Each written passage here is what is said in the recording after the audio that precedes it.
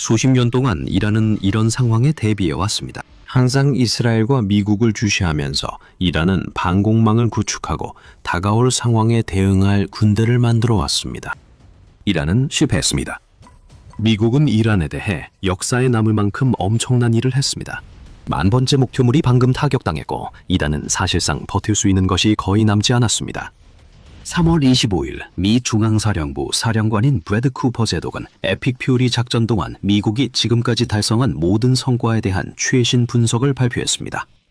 이 내용은 쿠퍼 제독이 처음 언급한 주요 내용 중 하나였습니다. 그는 우리는 작전 4주차에 접어들었고 계획대로 또는 그보다 앞서 나가고 있습니다 라고 말했습니다. 쿠퍼 제독은 이란이 국경 밖에서 영향력을 행사하는 능력을 제거하는 명확한 군사 목표를 달성하고 있습니다 라고 밝혔습니다. 그는 미군이 1만 개가 넘는 군사 목표물을 타격했으며 몇 시간 전 1만 번째 이란 목표물을 공격했다고 발표했습니다. 쿠퍼 제독은 1만 이 미국의 수치라고 설명했습니다. 여기에 이스라엘의 공습까지 더해지면 수천 개의 목표물이 추가로 공격받았습니다. 실제로는 수천 개가 더 많습니다. 3월 13일 월스트리트 저널은 미국 국방장관 피트 힉세스가 미국과 이스라엘이 합쳐서 1만 5천 개의 목표물을 타격했다고 주장했다고 보도했습니다. 이는 당시 하루에 1,000개가 넘는 목표물을 타격한 셈입니다. 에픽 퓨리 작전과 로링 라이언 작전의 엄청난 규모와 맹렬함은 그 발표 이후 다소 줄어든 상태입니다. 이는 아마도 이란이 타격할 군사 목표물이 줄어들었기 때문일 것입니다. 하지만 15,000이라는 숫자가 쿠퍼 발언 전에 합산 수치임을 고려하면 2월 28일 이후 미국과 이스라엘이 총 2만 개 가까운 목표물을 타격했을 가능성도 충분합니다. 하지만 미국이 단독으로 1만 개의 목표물을 타격했다는 것만으로도 엄청난 뉴스입니다. 그리고 분명히 말씀드리자면 이는 1만 개의 목표물이지 10,000발의 탄약이 발사된 것이 아닙니다. 그 목표물들은 이란의 지하 군사 및 핵벙커와 같은 대규모 목표물부터 드론과 같은 비교적 작은 목표물까지 다양할 것입니다. 각각은 무력화된 개별 무기나 군사 거점이며 가장 큰 목표물들은 무력화하기 위해 아마도 여러 발의 탄약으로 심지어 며칠에 걸쳐 반복적으로 타격을 받았을 가능성이 높습니다. 여기서 우리는 다른 현대전에서는 볼 수 없었던 수준의 공중 지배력을 보고 있습니다. 미국의 다층적 작전은 BE 스피릿 F-35와 같은 스텔스 항공기의 공격으로 시작해 이후 B-52와 A-10처럼 오래된 기체까지 포함하도록 발전했습니다. 이것은 미국이 이란 영공에서 제재 없이 작전이 가능함을 보여줍니다. 그러나 이는 에픽 퓨리 작전 종료를 의미하진 않습니다. 다음에 무슨 일이 일어날지에 따라 모든 것이 달라질 수 있고 미국이 위협을 실행에 옮기면 모두를 놀라게 할 것입니다. 하지만 지금으로서는 미국이 다음 행동을 준비하는 동안 이란의 군사 인프라 대부분이 파괴되었다는 사실만으로도 충분합니다. 그리고 미국 내 여러 소식통에 따르면 이란은 이제 에픽 퓨리 작전을 어떻게든 끝내기 위해 필사적입니다. 도널드 트럼프 미국 대통령은 이란이 합의를 해달라고 애원하고 있다고 주장하며 미국은 이를 위해 15개 항목의 계획안을 내놓았습니다. 이란은 이러한 주장에 대해 미국과 이란은 대화하고 있지 않으며 미국이 혼자서 협상하고 있다고 밝혔습니다. 진실은 중간에 있을 수 있습니다. 이란이 대화에 전혀 열려있지 않다는 건 가능성이 낮지만 트럼프 주장만큼 절박하지도 않은 듯합니다. 쿠퍼는 미국과 이스라엘의 공군력이 결합하면 두 나라가 함께할 때 더 강하다고 그래서 밝혔습니다. 그는 또한 이란의 군사 인프라에 가해진 피해의 정도를 설명하면서 우리의 정밀 타격은 이란의 방공망을 압도했고 이란 상공에서의 전투 비행이 실질적인 효과를 내고 있다고 밝혔습니다. 이제 미국이 에픽 퓨리 작전에서 지금까지 달성한 성과를 하나씩 살펴보며 그 실질적인 효과에 대해 이야기해 보겠습니다. 1만 번의 타격이 완료됐다는 것만으로도 충분히 인상적인 숫자이지만 그 타격이 어떤 성과를 냈는지에 대한 맥락이 없으면 큰 의미가 없습니다. 그리고 그 맥락을 알게 되면 와, 정말 많은 타격이 있었네에서 이 모든 일에도 불구하고 이란 정권이 어떻게 아직도 버티고 있는 거지? 라는 반응으로 바뀌게 됩니다. 이제 이란의 미사일을 살펴보겠습니다. 에픽 퓨리 작전과 로어링 라이언 작전은 이란 미사일 기지에 집중하고 있습니다. 이 발사 기지들은 미국의 공격이 계속되는 한 이란이 걸프 지역 이웃 국가들을 탄도미사일 공격으로 위협하는 주된 방식의 핵심입니다. 이 발사대들 중 얼마나 많은 것이 파괴되었는지에 대한 수치도 가지고 있습니다. 이스라엘 방위군 즉 IDF는 3월 15일 기준으로 지금까지 이란의 미사일 발사대 중 약 70%가 파괴되었다고 주장했습니다. 이것은 이란의 탄도미사일 전략뿐만 아니라 순항미사일과 대함미사일, 그리고 미 해군 군함과 상선에 대한 공격 능력에도 큰 타격을 줍니다. 이제 월스트리트 저널은 이스라엘의 주장에 대한 자체 보도에서 좀 더 구체적인 수치를 제시했는데 이스라엘이 이란이 470개의 이동식 미사일 발사대 중 330개를 잃었다고 주장한다고 밝혔습니다. 이스라엘 국방군 주장으론 이 비율이 약 70%입니다. 이란이 이동식 미사일 발사대를 지하에 숨기려 해도 이스라엘과 미국이 그 숫자를 정확히 아는지 의문이 들지만 그 수치가 인상적인 것은 분명합니다. 워싱턴 포스트가 공개한 위성 사진들이 이를 강조합니다. 에픽 퓨리 작전의 첫 4주 동안 미국과 이스라엘은 이란의 탄도미사일 발사기지 29곳을 완전히 파괴했습니다. 각 기지에는 수십 대의 발사대가 있었을 것입니다. 지상시설들은 사용 불능 상태가 되었고 지하시설들은 벙커버스터 폭탄으로 타격받았습니다. 이 모든 것은 이란이 미국, 이스라엘, 그리고 그들의 걸프 동맹국들에게 가하는 가장 중대한 위협 중 하나를 약화시키기 위해 이루어진 것입니다. 1만 번의 공습 중 이 부분의 영향이 매우 빠르게 드러나는 것을 목격했습니다. 쿠퍼는 전쟁이 시작된 이후 이란의 미사일 및 드론 발사대가 90% 이상 줄었다고 직접 언급하면서 이란이 준비했던 미사일 포화 전략이 계획대로 진행되지 않았다는 신호라고 말합니다. 물론 이란 미사일이 발사되지 않는다는 의미는 아닙니다. 발사대의 70%가 파괴되었다고 해도 여전히 30%는 남아있다는 뜻이고 이는 약 140대의 이동식 발사대가 아직 남아있어 미국이 이란의 미사일이 더 이상 위협이 되지 않도록 찾고 파괴해야 한다는 의미입니다. 그것들은 미사일이기도 합니다. 미사일은 발사대 없이는 무용지물이며 이것이 미국이 현 전략을 선택한 이유입니다. 그러나 미국과 이스라엘이 10,000건이 넘는 공격 이후에도 이란 미사일을 충분히 억제하지 못했다는 주장도 있습니다. 가디언에 따르면 미국 정보당국은 이란의 미사일 비축량 중 약 3분의 1이 파괴된 것으로 확인되었고 또 다른 3분의 1은 미국이 이란의 지하 터널과 벙커를 공격한 결과 손상되었거나 매몰되었거나 그 밖의 이유로 사용 불가능해진 것으로 보인다고 합니다. 에픽 퓨리 작전이 시작된 이후로 이란이 미사일을 발사한 것이 1,400건 확인되었습니다. 이들 미사일 발사의 대부분은 전쟁 초기에 이루어졌겠지만 이란이 여전히 미사일 위협임을 보여줍니다.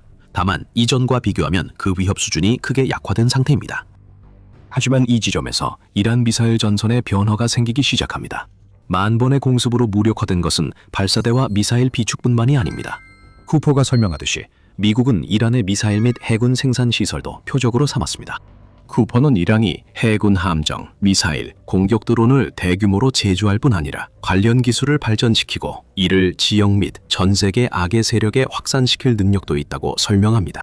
그는 오늘날 우리는 이란의 미사일, 드론, 해군 생산 시설과 조선소의 3분의 2 이상을 손상시켰다고 덧붙인 뒤 미국이 아직 이 모든 것을 끝내지 않았다는 소름 끼치는 경고를 전합니다.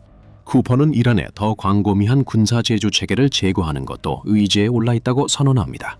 이제 이것은 이란에게 나쁜 소식입니다. 왜냐하면 이것은 이란의 탄도미사일 전략에 남아있는 것들이 이제 시간제 안에 놓였다는 것을 의미하기 때문입니다. 더 많은 발사대 및 생산시설이 파괴될수록 이후 이란의 미사일 발사는 다시 채울 수 없는 비축분을 소모하게 됩니다. 이것은 이란이 가진 것을 제거하는 것뿐 아니라 미국이 이란의 미래 미사일 개발까지 억제해 장기적으로 이란 정권의 미사일 교리를 무력화한다는 뜻입니다. 앞서 말했듯 이란에 대한 1만 건의 공격에는 조선 및 해군 생산시설 공격도 포함됩니다. 해군 분야에서 다룰 내용이 더 많습니다. 하지만 그 내용에 더 깊이 들어가기 전에 여러분은 지금 더 밀리터리 쇼를 시청하고 계시다는 점을 잠깐 상기시켜드립니다. 이런 내용이 앞으로도 많이 준비되어 있으니 저희 채널에서 제공하는 인사이트가 도움이 되신다면 구독 버튼을 눌러주시기 바랍니다. 미국은 해군 생산시설뿐만 아니라 이란이 보유한 기존 해상 전력도 최대한 제거하는 데 집중해왔습니다. 이란의 미사일에 대해 취했던 전략과 비슷한 전략을 볼 수 있는데 이미 존재하는 것을 먼저 파괴하고 이후에 더 많이 생산할 수 있는 시설까지 제거하는 방식입니다. 이미 존재하거나 아니면 존재했던 전력에 대해서는 이스라엘 타임즈 보도에 따르면 미국이 이란 해군의 대형 선박 92%를 침몰시켰다고 합니다. 이 비율은 프리기탐, 잠수함, 임시 항공모함을 포함한 수치로 보이며 호르무즈 해협에서 큰 혼란을 일으키는데 이란이 사용해온 고속 공격정은 제외됐을 수 있습니다. 그래도 이란의 대형 선박 92%가 침몰했다는 것은 적어도 순수한 군사력 투자 측면에서 이란 정권의 해군력이 산산조각났다는 것을 보여줍니다. 미 국방부 자료에 따르면 3월 26일까지 총 130척의 선박이 격침된 것으로 집계되었지만 이 중에서 앞서 언급한 대형 선박이 몇 척인지 그리고 고속정이나 가디르급 소형 잠수함 같은 다른 이란 선박이 몇 척인지는 명확하지 않습니다. 130척 중에는 40척의 기뢰 부설선과 11척의 잠수함이 포함되어 있으며 이란이 호르무즈 해협에서 기뢰 부설용 고속정을 사용해온 것도 알고 있습니다. 미국은 이란을 위해 운항하는 모든 선박이 공격 대상이 될 수 있다고 보고 있습니다. 미사일처럼 이란 해군이 더 이상 위협이 아니라고 하는 것은 부정확합니다. 미사일의 경우 이란은 소규모 정밀 발사 전략으로 전환해 적어도 어느 정도의 위협을 유지하고 있습니다. 해전 측면에서 보면 이란은 미국이 페르시아만 지역에 투입한 항공모함과 함께 투입된 다른 군함들과 진정으로 맞설 수 있었던 적이 결코 없었습니다. 오해하지 마십시오. 이 정권은 절대로 그렇게 많은 전함과 잠수함을 잃고 싶지 않았습니다. 그럼에도 불구하고 이란의 목표는 항상 호르무즈 해협에서 비대칭 해상 봉쇄 전략을 활용하는 것이었고, 이것은 미국이 여전히 맞서야 하는 문제입니다. 이제 라디오 프리 유럽 또는 라디오 리버티는 3월 12일 기사에서 이 점을 지적했는데, 그 기사에서는 이란의 재래식 해군이 사실상 사라졌다고 언급했습니다. 하지만 호르무즈 해협 위협은 여전했습니다. 3월 말이 되어도 상황은 변하지 않았습니다. 이란의 고속정과 소형 잠수함이 계속 해협에서 상선을 공격하고 드론과 대함미사일도 마찬가지입니다. 여기선 양이 중요하지 않습니다.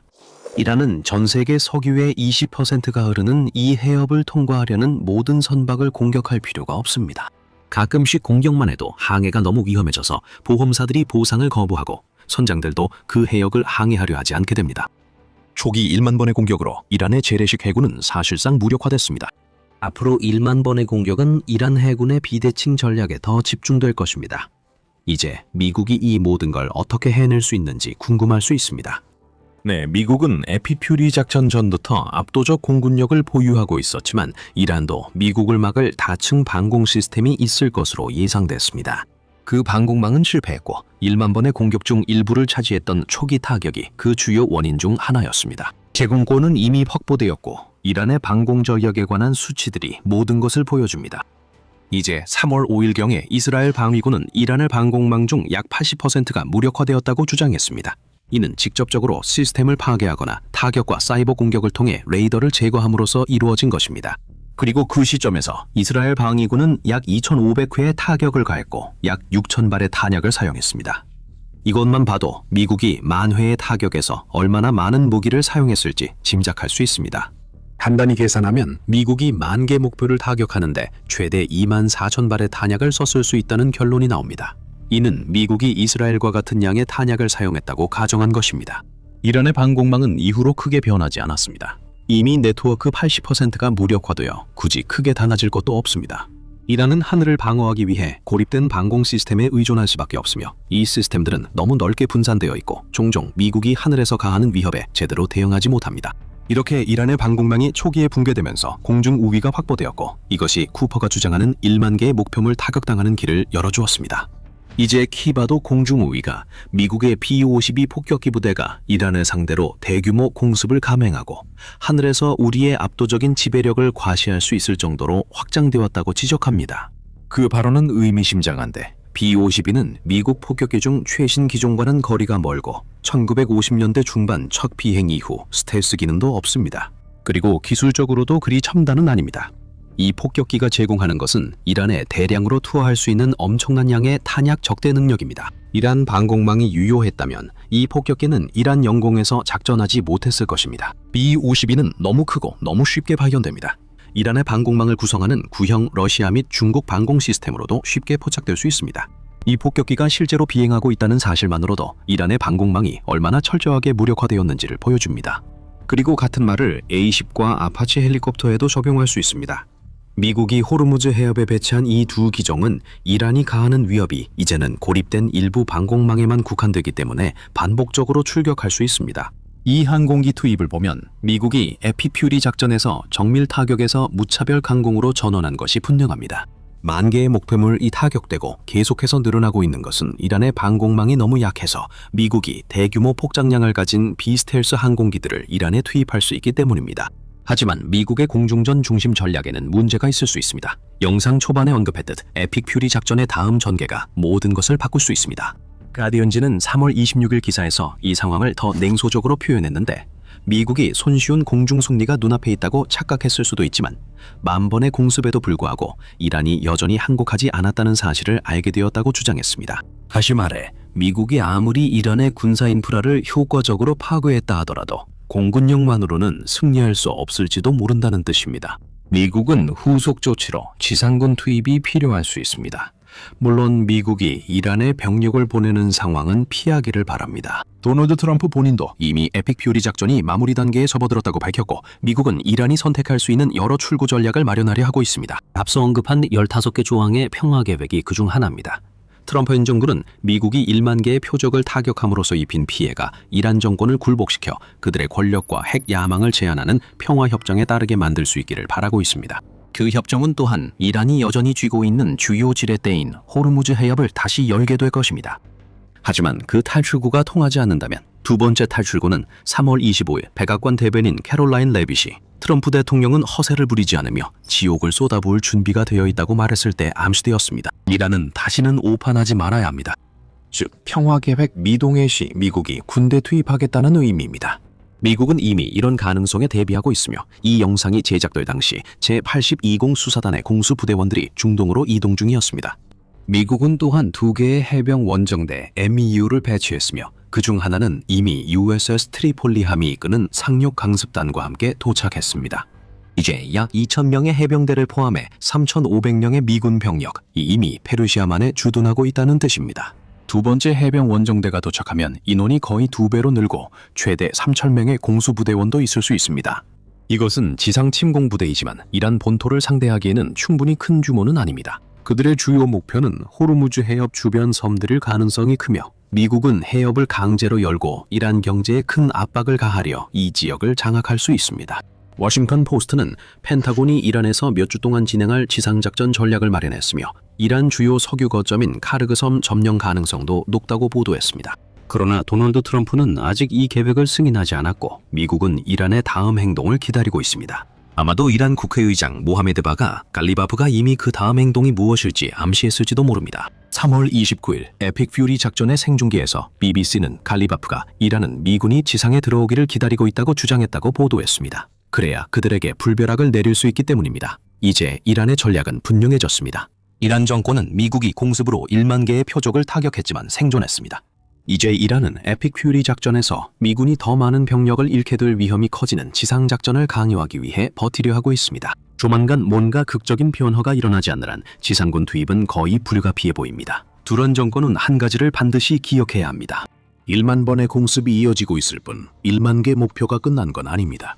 미국의 해병대와 공수부대가 이란 영토에 진입하게 된다면 아마 미사일과 폭탄이 쏟아지는 불길 속에서 움직이게 될 것입니다. 그 공격은 이란의 군사 인프라 잔해부터 미국 지상군에 맞서기 위해 이란이 배치하려는 병력과 장갑차까지 모든 것을 겨냥하게 될 것입니다. 지상군 투입은 카르그 섬에 큰 위기가 올 수 있음을 뜻합니다. 미국과 이스라엘군이 이란을 공격하기 시작했을 때 그들 앞을 가로막은 것은 이란의 방공망뿐만이 아니었습니다. 테헤란은 또한 베이징의 지원으로 제공된 이른바 세계적 수준의 방공무기라는 흥미로운 비장의 카드를 가지고 있었습니다. HQ-9B, HQ-9 장거리 지대공 미사일 시스템의 변형입니다.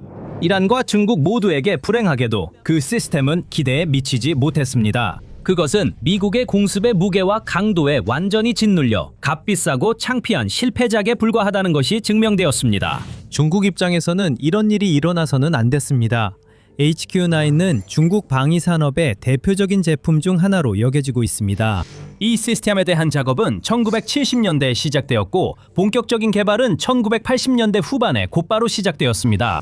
그 이후로 원래의 HQ-9과 해군용 HHQ-9 변형을 포함한 여러 모델이 출시되었습니다. 2001년에 실전 배치된 약간 개선된 HQ-9A와 사거리 연장과 향상된 기술을 갖춘 HQ-9B도 있습니다. 중국 외에도 파키스탄, 이집트, 아제르바이잔, 이란 등 여러 국가들이 HQ-9 시스템에 투자하고 현재 운용 중입니다. 그리고 중국 당국이 HQ-9 시스템을 자국 방공 분야의 세계 최고 수준의 제품으로 홍보했기 때문에 전 세계 여러 나라에서 이 시스템에 큰 관심을 보인 이유를 쉽게 알 수 있습니다. 중국은 HQ-9 시스템, 이 오랫동안 최고의 방공 시스템 목록에 올라온 러시아의 S-300과 동등한 성능을 뵐 수 있다고 주장했습니다. 관계자들은 또한 HQ-9 이 특정 측면에서 세계 최고의 방공 시스템 중 하나인 미국의 패트리엇 시스템을 능가한다고 자랑했습니다. 그들은 HQ-9B 변형, 이 약 160마일, 즉 260km 거리의 표적을 타격할 수 있는 놀라운 사거리를 강조했습니다. 또한 위상 배열 레이더 시스템 덕분에 한 번에 최대 100개의 표적을 추적할 수 있고 동시에 6개에서 8개의 표적을 요격할 수 있는 능력을 갖추고 있습니다. HQ9의 또 다른 주요 특징으로는 수직 콜드런치 방식과 360도 전방위 커버리지가 있습니다. 그리고 이 미사일들은 마하 4 이상의 속도, 즉 시속 3,000마일이 넘는 속도에 도달할 수 있다고 하며 탄두 무게는 약 400파운드, 즉 180kg에 달한다고 합니다. 이론적으로 이런 시스템을 사용하는 국가는 자국 영공을 방어하고 가장 중요한 자산과 핵심 인프라 시설을 보호하는 것이 훨씬 쉬워질 것이며 적 전투기, 순항미사일, 탄도미사일의 위협도 무력화할 수 있습니다. 중국은 HQ9를 확실히 신뢰하고 있는데 베이징, 티베트, 남중국해와 같은 자국 내외의 여러 전략적 지역을 보호하는데 이 시스템을 사용하고 있습니다. 기술 사양을 자랑하며 자국 시스템이 세계 최고 수준과 맞먹는다고 주장하는 것과 실제로 그렇다는 것은 다릅니다. 실제 전투 상황에서 이를 시험해보는 것은 완전히 다른 이야기입니다. 바로 그때가 과대 광고가 가치가 있었는지, 무기나 장비가 진정한 잠재력을 발휘할 수 있는지, 아니면 단지 허풍에 불과해 첫 번째 위험 신호에서 실패할 운명인지 알게 되는 순간입니다. 그리고 이란은 HQ9이 그 순간이 왔을 때 진가를 발휘하고 실력을 증명해 줄 것이라고 크게 기대하고 있었습니다. 이란 정부 관계자 중 한 명에 따르면 이란은 2025년에 이 시스템을 상당수량 도입했다고 합니다. 12일 전쟁이 끝난 후 몇 달 동안 이스라엘과 미국이 이란의 핵시설을 기습적으로 공격하여 수많은 군 지도자, 핵과학자, 정치인뿐만 아니라 이란 민간인들도 사망했습니다. 2주도 채 되지 않는 기간 동안 그 강도 높은 공격에 분명히 충격을 받은 이란은 또 다른 이스라엘이나 미국의 공격에 대비해 방어력을 강화하고자 했습니다.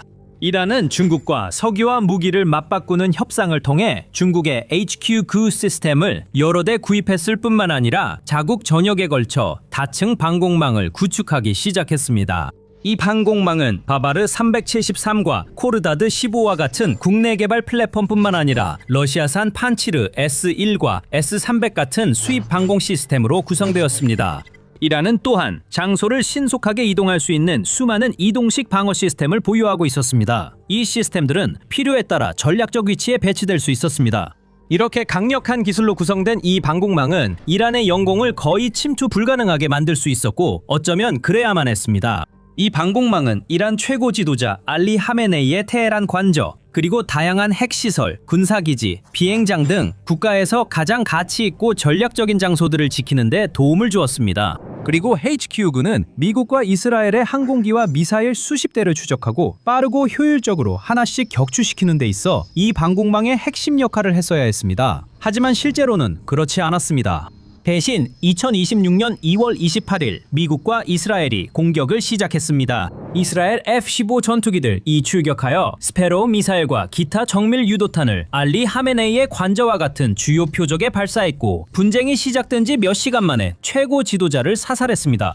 이스라엘은 또한 이란군 참모총장, 이슬람 혁명수비대 IRGC 사령관, 이란 국방장관, 그리고 하메네이의 최측근 참모들을 포함한 수많은 이란 고위 관리들을 성공적으로 제거했습니다.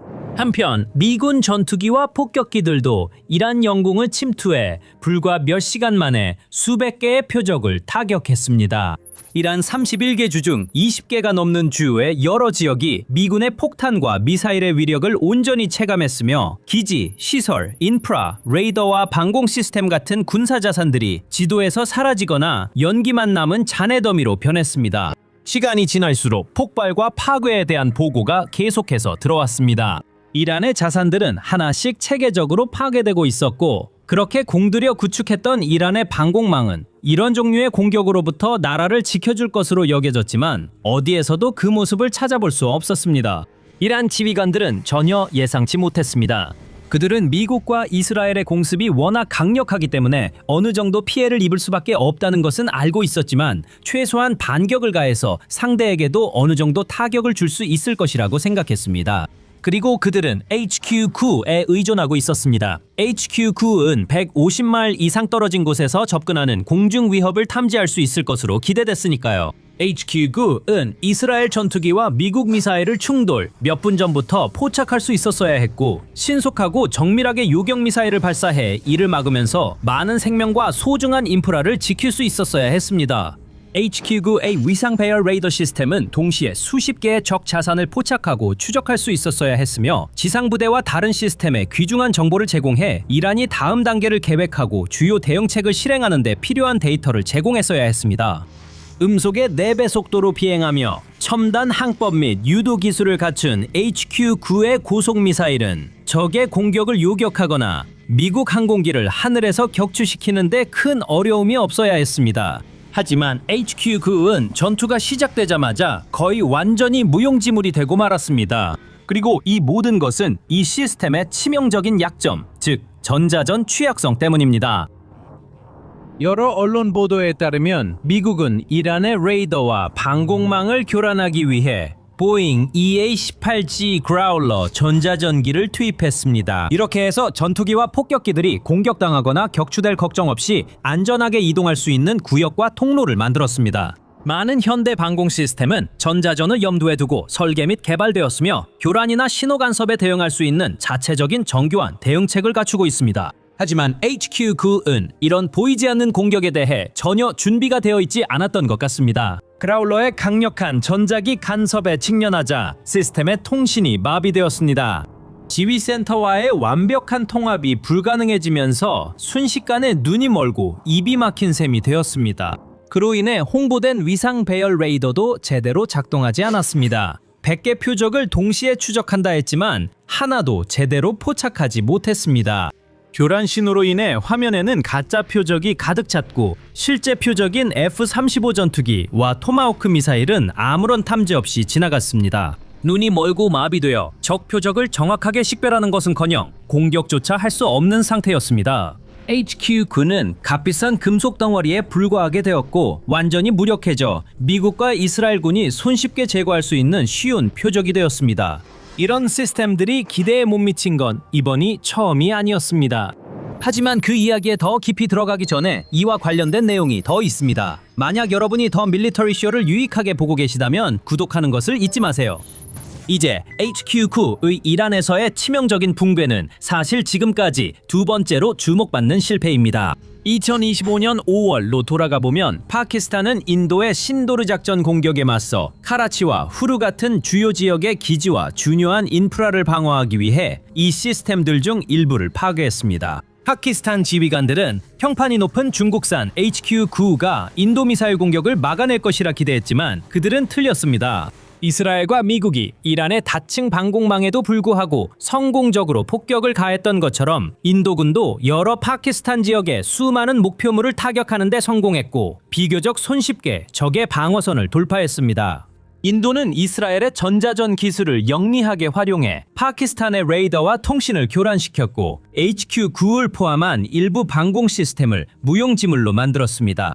이어 가미카제 드론 공격과 브라모스 초음속 순항미사일 타격을 병행해 대규모 파괴를 일으켰습니다.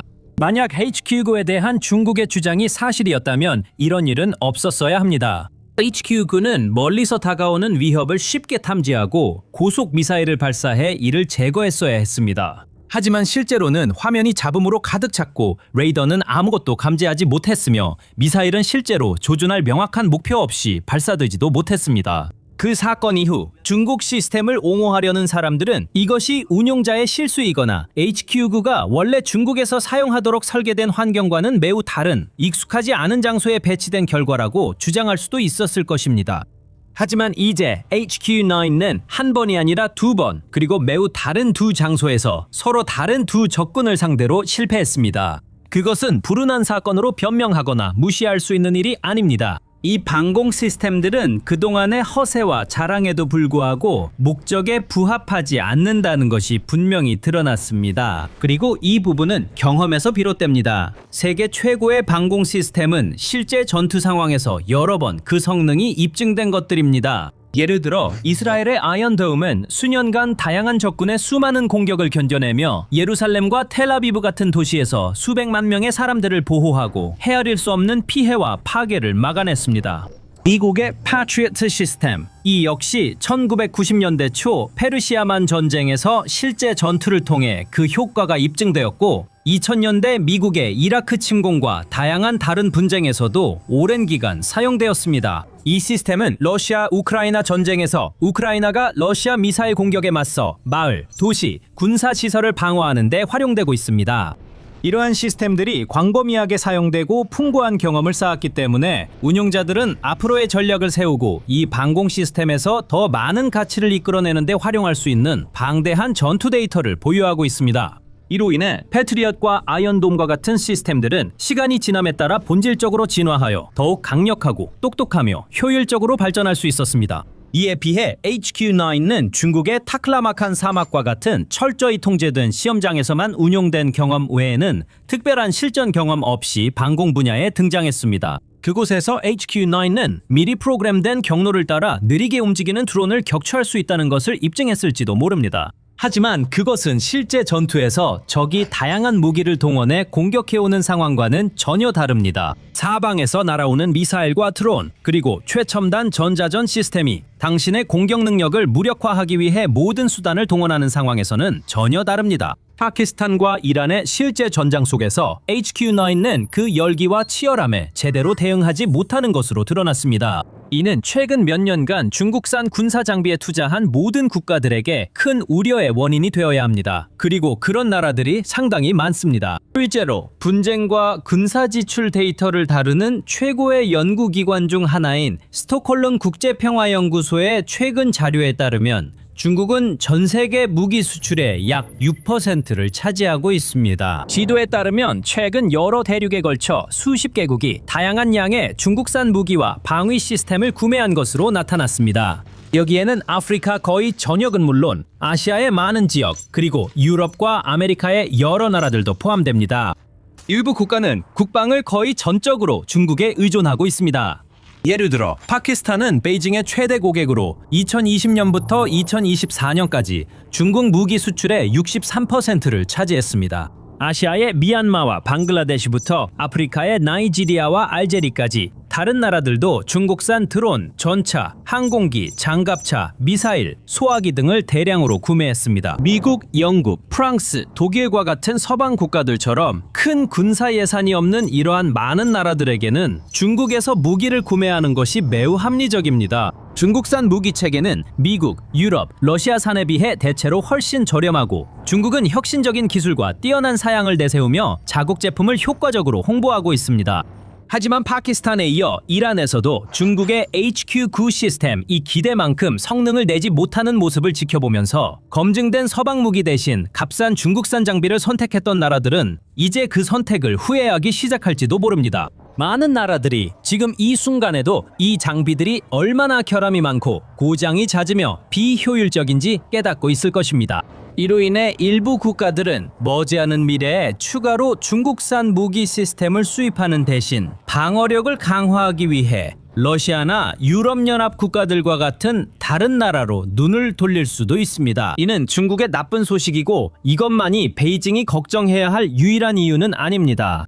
아시아의 거인인 중국은 최근 몇 년 동안 군사력에 막대한 투자를 하고 무기와 방어 시스템을 자국에서 더 많이 생산하는 모습을 대대적으로 보여주었으며 다른 나라로부터의 수입에 훨씬 덜 의존하고 있습니다. 중국은 여러 차례에 걸쳐 성대한 퍼레이드와 국방 행사에서 최신 미사일과 기타 군사 혁신 기술을 과시해왔습니다. 이러한 행사에서 중국은 미국과 같이 앞으로 자신에게 맞설 수 있는 국가들을 위협하려는 의도로 자국의 기술력을 과시하고 있습니다. 하지만 HQ9처럼 실제 전투 상황에서 완전히 쓸모없다는 것이 드러난다면 무기 체계를 과시하는 데에는 별 의미가 없습니다.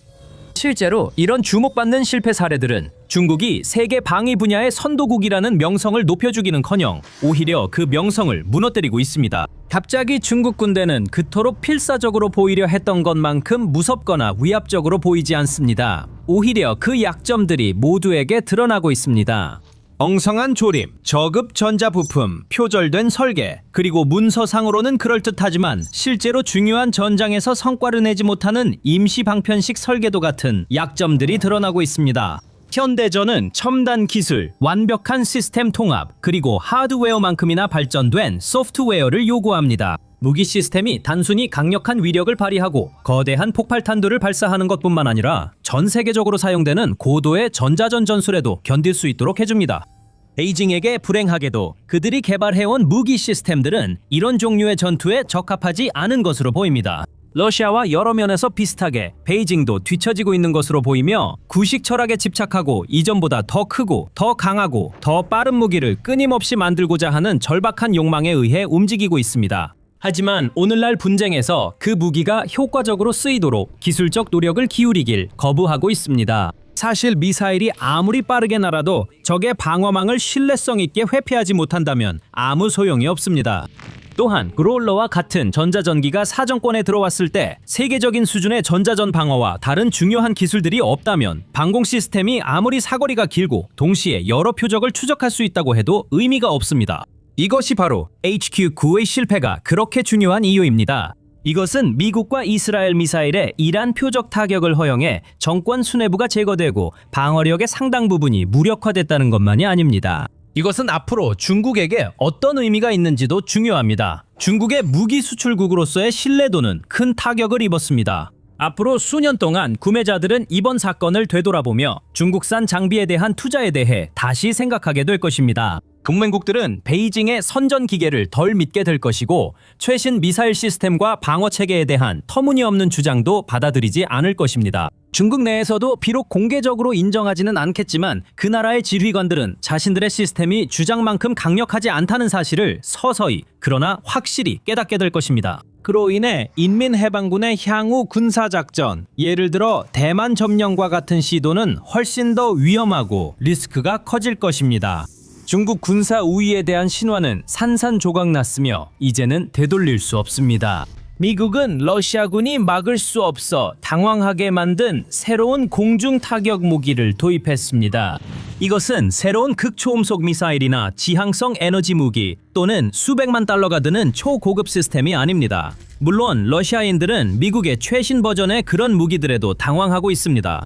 오히려 문제의 무기인 루카스 원웨이 스트라이크 드론은 미국의 방대한 무기고 중에서 가장 저렴한 타격 무기 중 하나이며 러시아도 이미 자체적으로 잘 알려진 유사 무기를 보유하고 있습니다. 하지만 루카스 드론에는 우크라이나 전쟁에서 결정적인 요소가 될 수 있는 기능이 있으며 러시아와 미국 또는 나토 간의 대규모 충돌에서도 결정적인 요소가 될 수 있습니다. 그리고 러시아인들이 이에 대해 경계하고 있다고 말하는 것은 아주 약하게 표현한 것입니다. 이제 루카스 드론의 특별한 기능과 그것이 전쟁 양상에 미칠 영향에 대해 좀 더 자세히 알아보겠습니다. 먼저 루카스는 저비용 무인 전투 공격 시스템을 의미합니다. 애리조나에 있는 혁신적인 미국 방위산업체 스펙터웍스에서 제작한 루카스는 미국이 보유한 첨단 무인 무기 체계에 새롭게 추가된 최신 무기입니다. 루카스는 지난해 7월에 공개되어 12월에 처음 선보인 뒤 2월 28일 미국과 이스라엘의 이란 공격에서 전투에 처음 투입되었습니다. 겉으로 보기에는 루카스가 왜 러시아 군사 블로그계에서 그렇게 큰 동요를 일으키고 있는지 다소 의아할 수 있습니다. 이 드론은 레이시온 코요테, 안다리 로드러너, 스위치블레이드 600 등 미국의 저가형 무인 타격기 전력에 새롭게 합류했습니다. 그리고 조금 넓게 보면 BAE Systems의 APKWSE도 있습니다. 이 제품은 70mm 하이드라 70 비유도 로켓을 레이저 유도 로켓으로 전환해주는 키트입니다. 이들 시스템과 마찬가지로 그리고 이름에서 알 수 있듯이 루카스는 저비용 공중 타격 무기로 설계되었습니다. 해군 대령 팀 호킨스는 이를 다음과 같이 설명했습니다. 루카스는 플랫폼당 약 35,000달러의 비용이 들며 저비용 확장형 시스템으로서 유사한 효과를 내는 기존 미국 장거리 시스템보다 훨씬 적은 비용으로 최첨단 역량을 제공합니다. 놀랄 일은 없습니다. 우크라이나 전쟁은 값비싼 첨단 미사일로 훨씬 저렴한 카미카제 드론을 격추하는 것이 비효율적이라는 점, 즉 비용 대비 효과가 현실적이지 않다는 것을 명확하게 보여주었습니다. 토마호크 미사일은 약 200만 달러, 패트리어트 PAC-3 요격 미사일은 약 400만 달러, AGM-158 제스머 미사일은 120만 달러로 추정됩니다. 그리고 스위치블레이드 600 드론조차도 약 12만 달러의 비용이 듭니다. 이들과 비교하면 루카스 한 대에 드는 비용인 1만 달러는 훨씬 저렴합니다. 또한 앞서 언급한 미사일들보다 훨씬 빠르게 생산할 수 있어 비축량을 늘리고 보충하기가 더 쉽습니다. 그래서 혁신적인 것은 사용 방식이 아닙니다. 사실 겉보기에는 루카스의 가장 두드러진 특징이 미국이 주요 적국의 무기 체계를 역설계한 드문 현대 사례라는 점인 것 같습니다. 그 적국은 이란이며 루카스는 이란의 악명 높은 샤헤드 136 드론을 역설계한 버전입니다. 이 점이 주목할 만한데 왜냐하면 역사적으로는 보통 그 반대였기 때문입니다. 1970년대 초반만 해도 이란은 미국의 BGM-71 TOW 미사일을 역설계해서 투판 대전차 유도 미사일을 만들었다고 전해집니다. 알마스 계열의 첨단 미사일은 2006년 레바논 전쟁 당시 헤즈볼라가 레바논에서 도획한 이스라엘 스파이크 MR 미사일을 역설계해서 개발된 것입니다. 이란은 또한 록히드 마틴 RQ-170 센티넬 드론을 역설계해서 제트 추진 샤헤드 171 시모르그와 같은 최소 5종류의 레이더 회피 드론 모델을 만든 것으로 알려져 있습니다. 이 드론은 2011년에 아프가니스탄에서 국경을 넘어 이란에 착륙했습니다. 샤히드 136 역시 거의 확실하게 이란의 역설계로 만들어진 제품입니다. 이 무기는 이스라엘의 IAI 하피 대레이더 배회 탄약에서 파생된 것으로 보이며 하피 역시 1980년대 독일의 DAR 즉 대레이더 드론라는 설계에서 유래했습니다. 이제 미국이 이란이 현대전에 내놓은 것 가운데 가장 널리 쓰이는 무기인 샤히드 136을 역설계함으로써 판도를 뒤집었습니다. 그리고 아이러니를 더욱 강조하듯 루카스가 전투에서 처음 사용된 대상이 바로 이란 자신이었습니다. 2025년 5월 도널드 트럼프 대통령은 샤히드의 품질과 저렴한 생산 비용을 칭찬하며 매우 우수하고 빠르며 치명적이라고 말했습니다. 그는 미국 제조업체들이 동등한 제품을 만들지 못한다고 비판했습니다. 이후 미국은 우크라이나에서 격추된 기체을 입수해 역설계한 것으로 보입니다. 러시아는 2022년부터 샤히드와 자국산 제린 유사품을 이용한 대규모 공습으로 우크라이나를 괴롭혀왔습니다. 하지만 우크라이나는 수천 대를 격추시켰고 최소한 한 대의 온전한 샤히드가 미국으로 이전된 것으로 보입니다. 그 결과 루카스라는 거의 동일한 드론의 미국판이 탄생했습니다. 루카스는 처음에 스펙트웍스라는 회사의 FLM136이라는 드론 설계로 등장했습니다. 이 번호는 분명히 이란에서 유래했음을 암시합니다. 루카스의 정확한 사양은 아직 공개되지 않았지만 FLM136은 최대 444해리의 사거리와 최대 6시간 비행이 가능하다고 명시되어 있습니다. 연료를 제외한 총 탑재 중량은 40파운드이며 순항 속도는 약 74노트, 최대 속도는 105노트에 달합니다. 루카스의 사양은 시제품과 비슷하거나 더 뛰어날 것으로 보이지만 이는 대략 이란의 샤히드와 러시아의 제린 원형과 비슷한 수준이며 일부 면에서는 오히려 뒤처집니다. 예를 들어 이란이 2021년에 샤히드 136을 공개했을 때 추정 사거리는 940마일에서 1240마일로 FLM136보다 두세 배 더 깁니다. 그리고 러시아는 타타르스탄 알라부가에 있는 대규모 공장에서 제트 엔진을 장착한 제린 쌈을 포함해 이 플랫폼의 더 발전된 버전들을 계속해서 선보이고 있습니다. 즉 루카스는 러시아인들에게 이미 알려진 존재라는 뜻입니다. 러시아는 2022년 이후로 우크라이나에 약 5만 대의 제린 샤히드 드론을 발사한 것으로 추정됩니다. 그렇다면 루카스가 러시아군 수뇌부를 식은땀 흘리게 만드는 이유는 무엇일까요? 간단히 말해서 스타링크입니다. 미국이 이란을 상대로 루카스 드론을 사용했다는 소식이 전해진 직후 러시아 군사 블로거들은 펜타곤이 12월에 공개한 루카스 해상 시험 발사 영상을 공유하기 시작했습니다. 그 시험 발사에서 미 해군은 인디펜던스급 연안 전투함 USS 산타바바라에서 루카스 드론을 시험 발사했습니다. 블로거들은 드론 상단에 있는 특징적인 통신 박스에 주목했습니다. 그 박스는 분명히 스타링크의 단말기이거나 러시아 입장에서는 더 나쁘게도 스타링크 기반으로 구축된 미국의 군사 전문 위성 통신망인 스타쉴드의 단말기입니다. 150만 명이 넘는 구독자를 보유한 영향력 있는 러시아 텔레그램 채널 라이바르는 이러한 전반적인 우려를 간결하게 요약했습니다.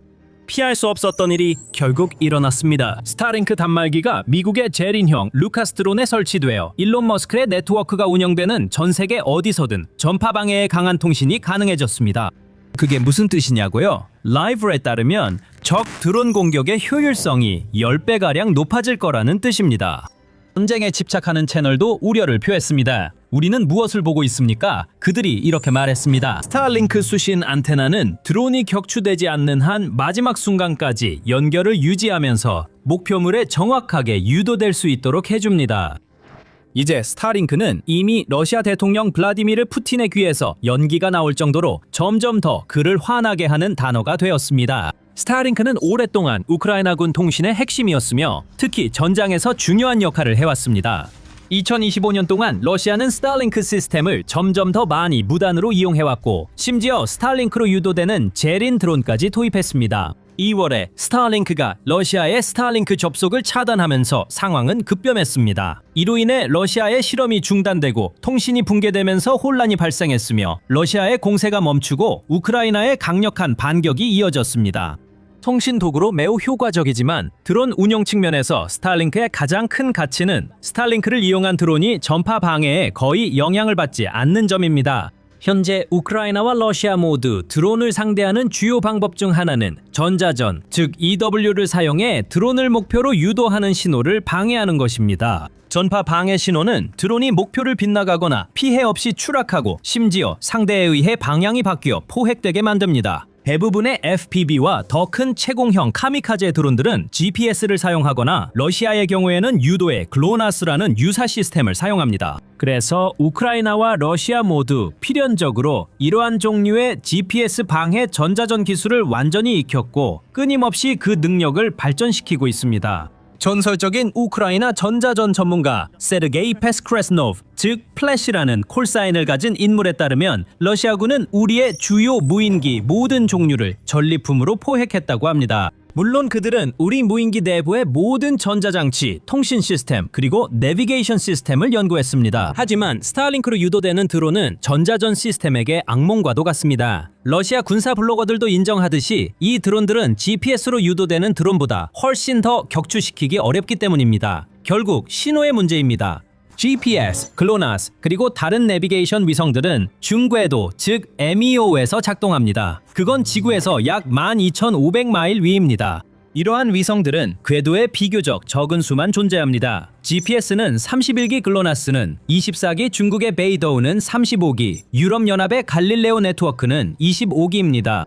이렇게 먼 거리에서 이 위성들은 비교적 낮은 출력의 내비게이션 신호를 좁은 대역폭으로 전송합니다. 이 신호들은 지상에 도달할 때 매우 약해져 쉽게 방해받을 수 있습니다. 제머는 본질적으로 같은 대역에서 신호를 발생시켜 GPS 신호를 덮어버립니다. 제머가 수신기에서 GPS 신호보다 더 강한 출력을 제공하면 GPS 신호를 덮어버려서 드론이 경로를 이탈하거나 추락하게 만들 수 있습니다. 우크라이나처럼 전선이 길 경우 넓은 지역에서 효과적인 전자전 위해 거대한 신호 발생 제머가 꼭 필요한 것은 아닙니다. 그게 그렇게 작동하는 게 아닙니다. 실제로 필요한 것은 GPS 신호를 덮을 만큼 강력한 다양한 제머들을 전선 곳곳에 배치하는 것입니다. 러시아의 해결책은 R330ZH, GTEL RL257, 크루슈카 4, RB341V, 리어 3과 같은 트럭에 탑재된 이동식 제머들을 개발하는 것이었습니다. 이 제머는 드론뿐 아니라 JDAM 등 GPS 유도 미사일에도 효과적입니다. JDAM 신호가 GTEL 범위에 정확히 들어가기 때문입니다. 이런 세부 정보들이 바로 The Military Show를 다른 군사 관련 채널들과 차별화시키는 요소입니다. 채널을 구독하고 알림을 꼭 설정해서 지구상에서 가장 중요한 분쟁 지역의 최신 소식을 절대 놓치지 마세요. 현재 우크라이나는 드론을 유도하는 데 사용하는 주파수를 계속해서 변경하고 있으며 러시아도 마찬가지입니다. 양측 모두가 적응하면서 끝없는 대응과 맞대응의 게임이 이어지고 있습니다. 때로는 한쪽의 드론이 우위를 점하기도 하고 반대로 다른 쪽이 재밍 대응책을 조정하는 방법을 알아내기도 합니다. 혹은 러시아 지휘관 이슈 투가노프가 말했듯이 적은 주파수를 가지고 장난을 칩니다. 우리는 전자전 시스템을 재구성합니다. 적이 전자전으로 우리를 억제하기 시작하면 우리는 다른 주파수로 전환합니다.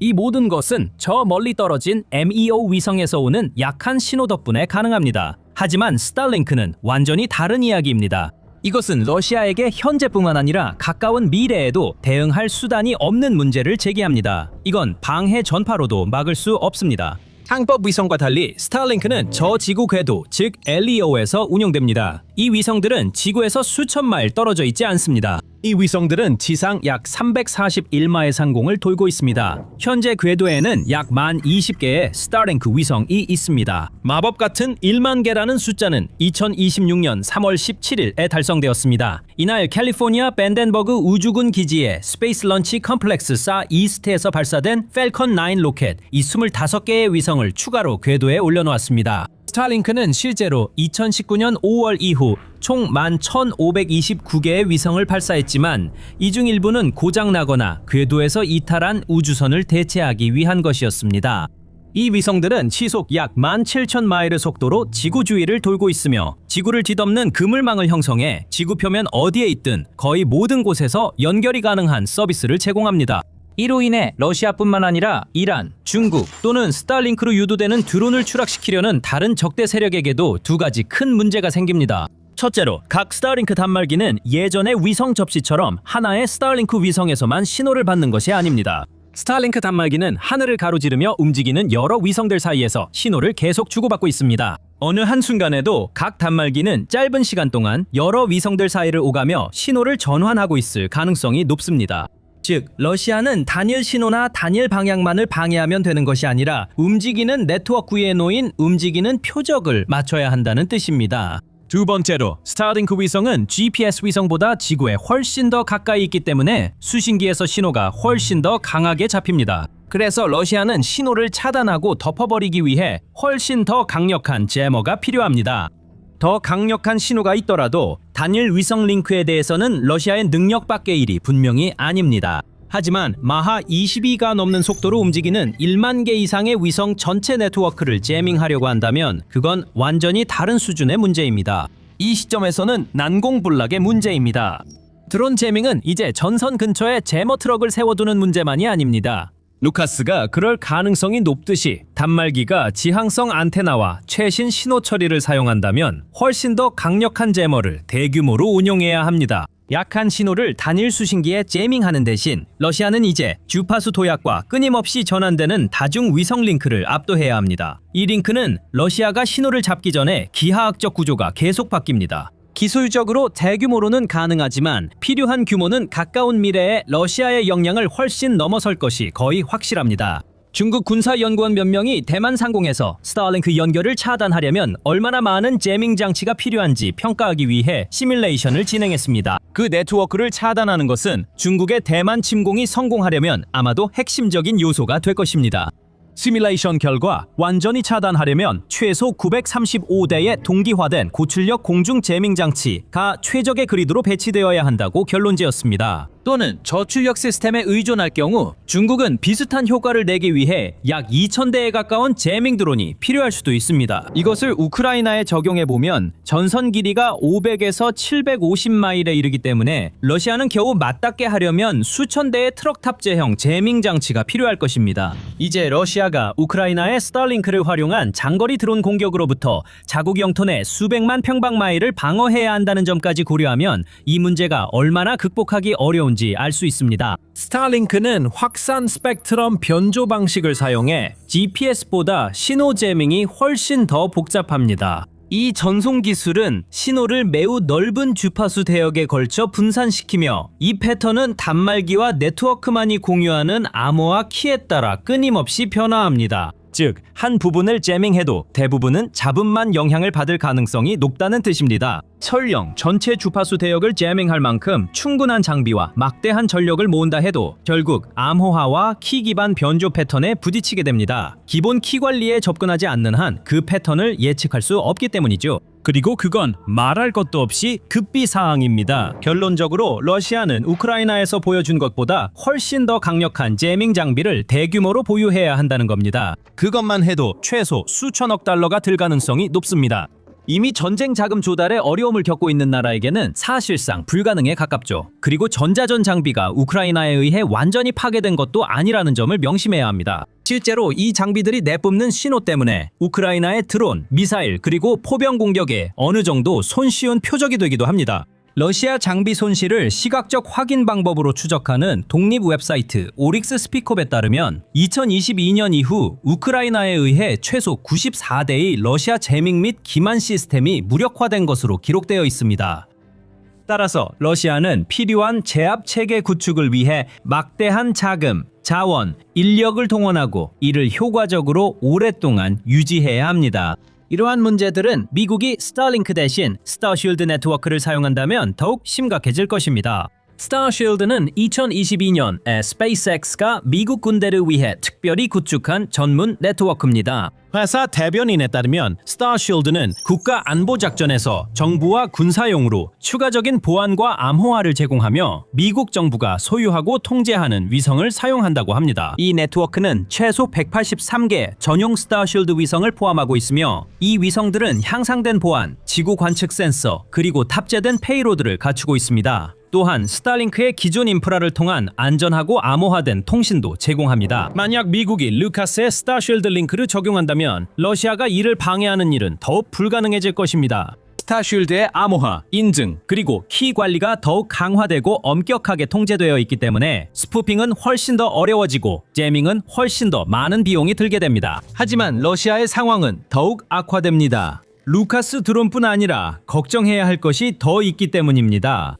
스타링크나 스타쉴드 링크는 공기 역학적 제약이 허용되는 한 미국이 보유한 거의 모든 미사일과 드론에 설치될 수 있습니다. 스타링크에 연결된 토마호크 미사일이나 하이마스를 상상해보세요. 러시아인들은 이미 그런 상상을 했고 그 생각만으로도 안색이 파래졌습니다. 러시아 군사 블로거 러시안 엔지니어가 한탄하듯이 이런 장거리 타격 시스템들은 지구 어디에서든 제어가 가능해지고 FPV 드론과 똑같은 정밀도로 말 그대로 창문을 통해서도 타격할 수 있게 될 것입니다. 이것은 단순한 군사 분야의 진화가 아니라 진정한 혁명이라고 그 글은 지적합니다. 그리고 이에 대해 반박하기는 어렵습니다. 그렇다면 러시아는 이에 대해 무엇을 할 수 있을까요? 수년 동안 러시아가 적대적인 위성을 궤도에서 파괴할 수 있는 대위성 무기를 개발하고 있다는 지속적인 공포 조장이 있어 왔습니다. 하지만 그런 무기가 존재한다고 해도 스타링크 네트워크의 방대한 규모와 속도 때문에 의미 있는 타격을 주려면 엄청난 시간과 비용이 필요할 것입니다. 저명한 러시아 블로거 드미트리 코르나니킨이 언급했듯이 궤도에 못을 뿌려 위성 군집을 쓸어버린다는 소련 시절의 이야기는 수백 개의 위성에는 통할지 몰라도 수만 개의 위성에는 효과가 없다는 점을 잊지 말아야 합니다. 현재로선 해결책이 없고 그로 인한 불안이 뚜렷하게 느껴집니다. 리바르드는 크렘린이 지금 당장 수천 개의 스타링크 위성을 파괴할 수단을 개발하기 시작해야 한다고 요구합니다. 이것은 최우선적으로 자금이 지원되어야 합니다. 하지만 그 돈이 어디서 나와야 하는지는 구체적으로 밝히지 않습니다. 전쟁에 집착하는 태도는 암울한 전망을 줍니다. 만약 1년 안에 이 위성 군집에 대한 해결책을 찾지 못한다면 우리에게 매우 나쁜 일이 일어날 것이라고 그들은 썼습니다. 공정하게 말하자면 러시아는 스타링크 교란 기술을 실험해왔으며 이미 어느 정도 성공을 거두었을 수도 있습니다. 2024년 우크라이나 군은 스타링크 연결에 장애가 발생했다고 보고하기 시작했으며 군 관계자들은 이러한 장애가 러시아가 다양한 메커니즘을 시험한 결과라고 밝혔습니다. 유출된 미국 군사문서에 따르면 이러한 장애는 원래 러시아 위성을 교란으로부터 보호하기 위해 설계된 토볼이라는 시스템 때문일 수 있다고 합니다. 러시아는 또한 칼린카라는 더 새롭고 정교한 시스템을 개발하고 있는 것으로 보입니다. 이 시스템은 우크라이나 드론과 군사통신을 방해하기 위해 스타링크 위성과 주고받는 신호를 탐지하고 교란하도록 특별히 설계되었습니다. 안드레이 베즈르코프, 이 시스템을 개발 중인 러시아 무인 시스템 및 기술센터의 소장은 국영 언론에 이른바 스타링크 킬러가 스타쉴드에 연결된 통신 단말기도 탐지할 수 있다고 말했습니다. 이 시스템들이 효과적인지 러시아 탱크처럼 될지는 지켜봐야겠습니다. 하지만 러시아와 중국이 가장 효과적으로 대응하는 방법은 이길 수 없다면 합류하라는 방식일 수도 있습니다. 두 나라 모두 자체 스타링크 유사 시스템을 서둘러 개발 중입니다. 러시아는 자국산 스타링크 경쟁 서비스인 조르키를 개발 중이며 2026년에 단말기 양산을 시작하고 2027년까지 300개 이상의 위성을 발사할 계획입니다. 중국 역시 스타링크와 스타쉴드를 견제하기 위해 레이저 및 마이크로파 기반의 대위성 기술을 개발하고 있으며 여러 대규모 위성 군집도 개발 중입니다. 첸판, 즉 천판매 네트워크는 이미 약 100개의 위성을 배치했으며 목표는 15,000개입니다. 고왕, 즉 삿넷 네트워크는 현재 테스트 중이며 13,000개의 위성을 계획하고 있습니다. 홍후3 네트워크는 현재 기획 단계에 있으며 최종적으로 약 10,000개의 위성이 운영될 것으로 예상됩니다. 미국 우주군은 상대 위성의 업링크와 다운링크를 방해할 수 있는 카운터 커뮤니케이션 시스템 매더랜즈 원격 모듈형 터미널을 보유하고 있습니다. 하지만 이 시스템들은 아직 스타링크와 같은 러시아, 중국 위협에 대응한 적이 없어 실제 대응력은 불확실합니다. 이제 이란 정권이 숨을 곳은 더 이상 남아있지 않습니다. 방공망이 무너진 상황에서 미국은 에피퓨리 작전에서 볼 수 없었던 수준의 제공권을 달성했습니다. 어떻게 할 수 있을까요? B-52 폭격기들이 하늘을 날고 있고 그들이 육지 상공을 비행하고 있기 때문입니다. 그들은 이란이 회복할 수 없는 무언가를 투하하고 있으며 이를 반복해서 연쇄적인 붕괴를 촉발하고 있습니다. 이란 상공에 불덩어리가 떠오르고 있습니다. B-52 폭격기가 이란의 마지막 벙커를 소멸시키려 사냥 중입니다. 이것은 미국의 공중 전략에 있어 엄청난 변화입니다. 그리고 이 사실은 합참의장인 미 공군대장 댄 케인에 의해 직접 발표되었습니다. 3월 31일 국방부 브리핑에서 케인 대장은 미국이 이란 상공에서 달성한 공중 지배권에 대해 매우 자신감을 갖고 있기 때문에 이번 작전에서 처음으로 P-52 폭격기를 내륙 상공에 투입한다고 밝혔습니다. 1961년에 실전 배치된 이 냉전시대 폭격기들은 미국이 이란의 벙커와 군사 거점에 대해 그 어느 때보다 강도 높은 폭격을 수행할 수 있게 해줍니다. 그리고 이 폭격기들이 비행할 수 있는 이유는 에피퓨리 작전 첫 30일 동안 이란이 바로 이런 종류의 항공기의 진입을 막기 위해 구축한 다층 방공망을 효과적으로 파괴했기 때문입니다. 케인 장군은 제공권이 강화됨에 따라 우리는 최초의 B-52 내륙 상공 임무를 성공적으로 시작했으며 이를 통해 적을 계속 압도할 수 있게 되었다고 명확하게 밝혔습니다. 그러한 내륙 상공 임무에는 2002파운드의 엄청난 화력을 자랑하는 GBU-31 벙커버스터 탄약이 사용됩니다. 그 폭탄들은 지금 이스파한의 주요 지점에 투하되고 있습니다. 계속 시청하시면 곧 알게 되실 겁니다. BBC는 군사 전문가들이 이런 일이 일어날 조짐을 미리 감지했을 수 있다고 보도했습니다. BBC는 미국이 작전 변화를 준비하는 조짐이 RAF 베어포드에서 포착됐다고 전했습니다. 이곳에는 P-52 폭격기가 이란 공격 준비를 위해 배치되고 있습니다. 케인 씨 성명 발표 며칠 전 BBC는 P-52 등 항공기가 영국 공군기지에서 제이덴 폭탄을 장착하고 이륙하는 장면을 목격했다고 보도했습니다. 이 폭탄은 현재 이란 상공에 투하되는 것과 같습니다. 케인 씨는 미국이 동적 타격 전략으로 전환했다고 밝혔습니다. 이는 모든 항공기가 비행 중에 새로운 목표를 부여받고 경우에 따라 스스로 목표를 탐지하고 공격하는 임무까지 수행한다는 의미입니다. 이 모든 사실이 우리에게 말해주는 것은 미국이 더 이상 이란 상공에서 단순한 제공권만을 가진 것이 아니라 완전한 제공권, 즉 공중 지배권을 갖게 되었다는 점입니다. 결국 P-52가 이란에서 사용된 것은 이번이 처음이 아닙니다. 3월 4일 밀리터리 타임즈는 에피퓨리 작전 초기에 미국이 가장 오래된 폭격기로 이란을 공격했다고 보도했습니다. 하지만 만약 그렇다면 지금 우리가 보고 있는 것이 왜 이렇게 중요한 걸까요? 그 답은 이란을 바꿔놓은 어떤 변화에 있고 그 변화는 케인이 P-52 폭격기 추가 도착을 발표하며 쓴 핵심 단어, 내륙 상공에서 드러납니다. 이전에 배치된 P-52들은 지금 이란에 투하되고 있는 벙커버스터 폭탄이 아니라 AGM-158 제스머 순항미사일과 같은 스탠드오프 탄약으로 무장되어 있었습니다. 이는 미국이 에피큐리 작전 초기에 구형 폭격기를 여전히 조심스럽게 다루어야 한다고 느꼈다는 뜻입니다. 그들은 가까이 가지 않고 멀리서 공격해야 했습니다. 이전에는 F-35와 F-22와 같은 센서가 장착된 미국의 스텔스 전투기들이 P-52 폭격기들이 안전하게 비행할 수 있는 항로를 찾아주고 P-52가 도착해서 탄약을 투하한 뒤 이란의 방공망이 따라잡기 전에 빠져나가는 방식이었을 가능성이 높습니다. 이제 상황이 달라졌습니다.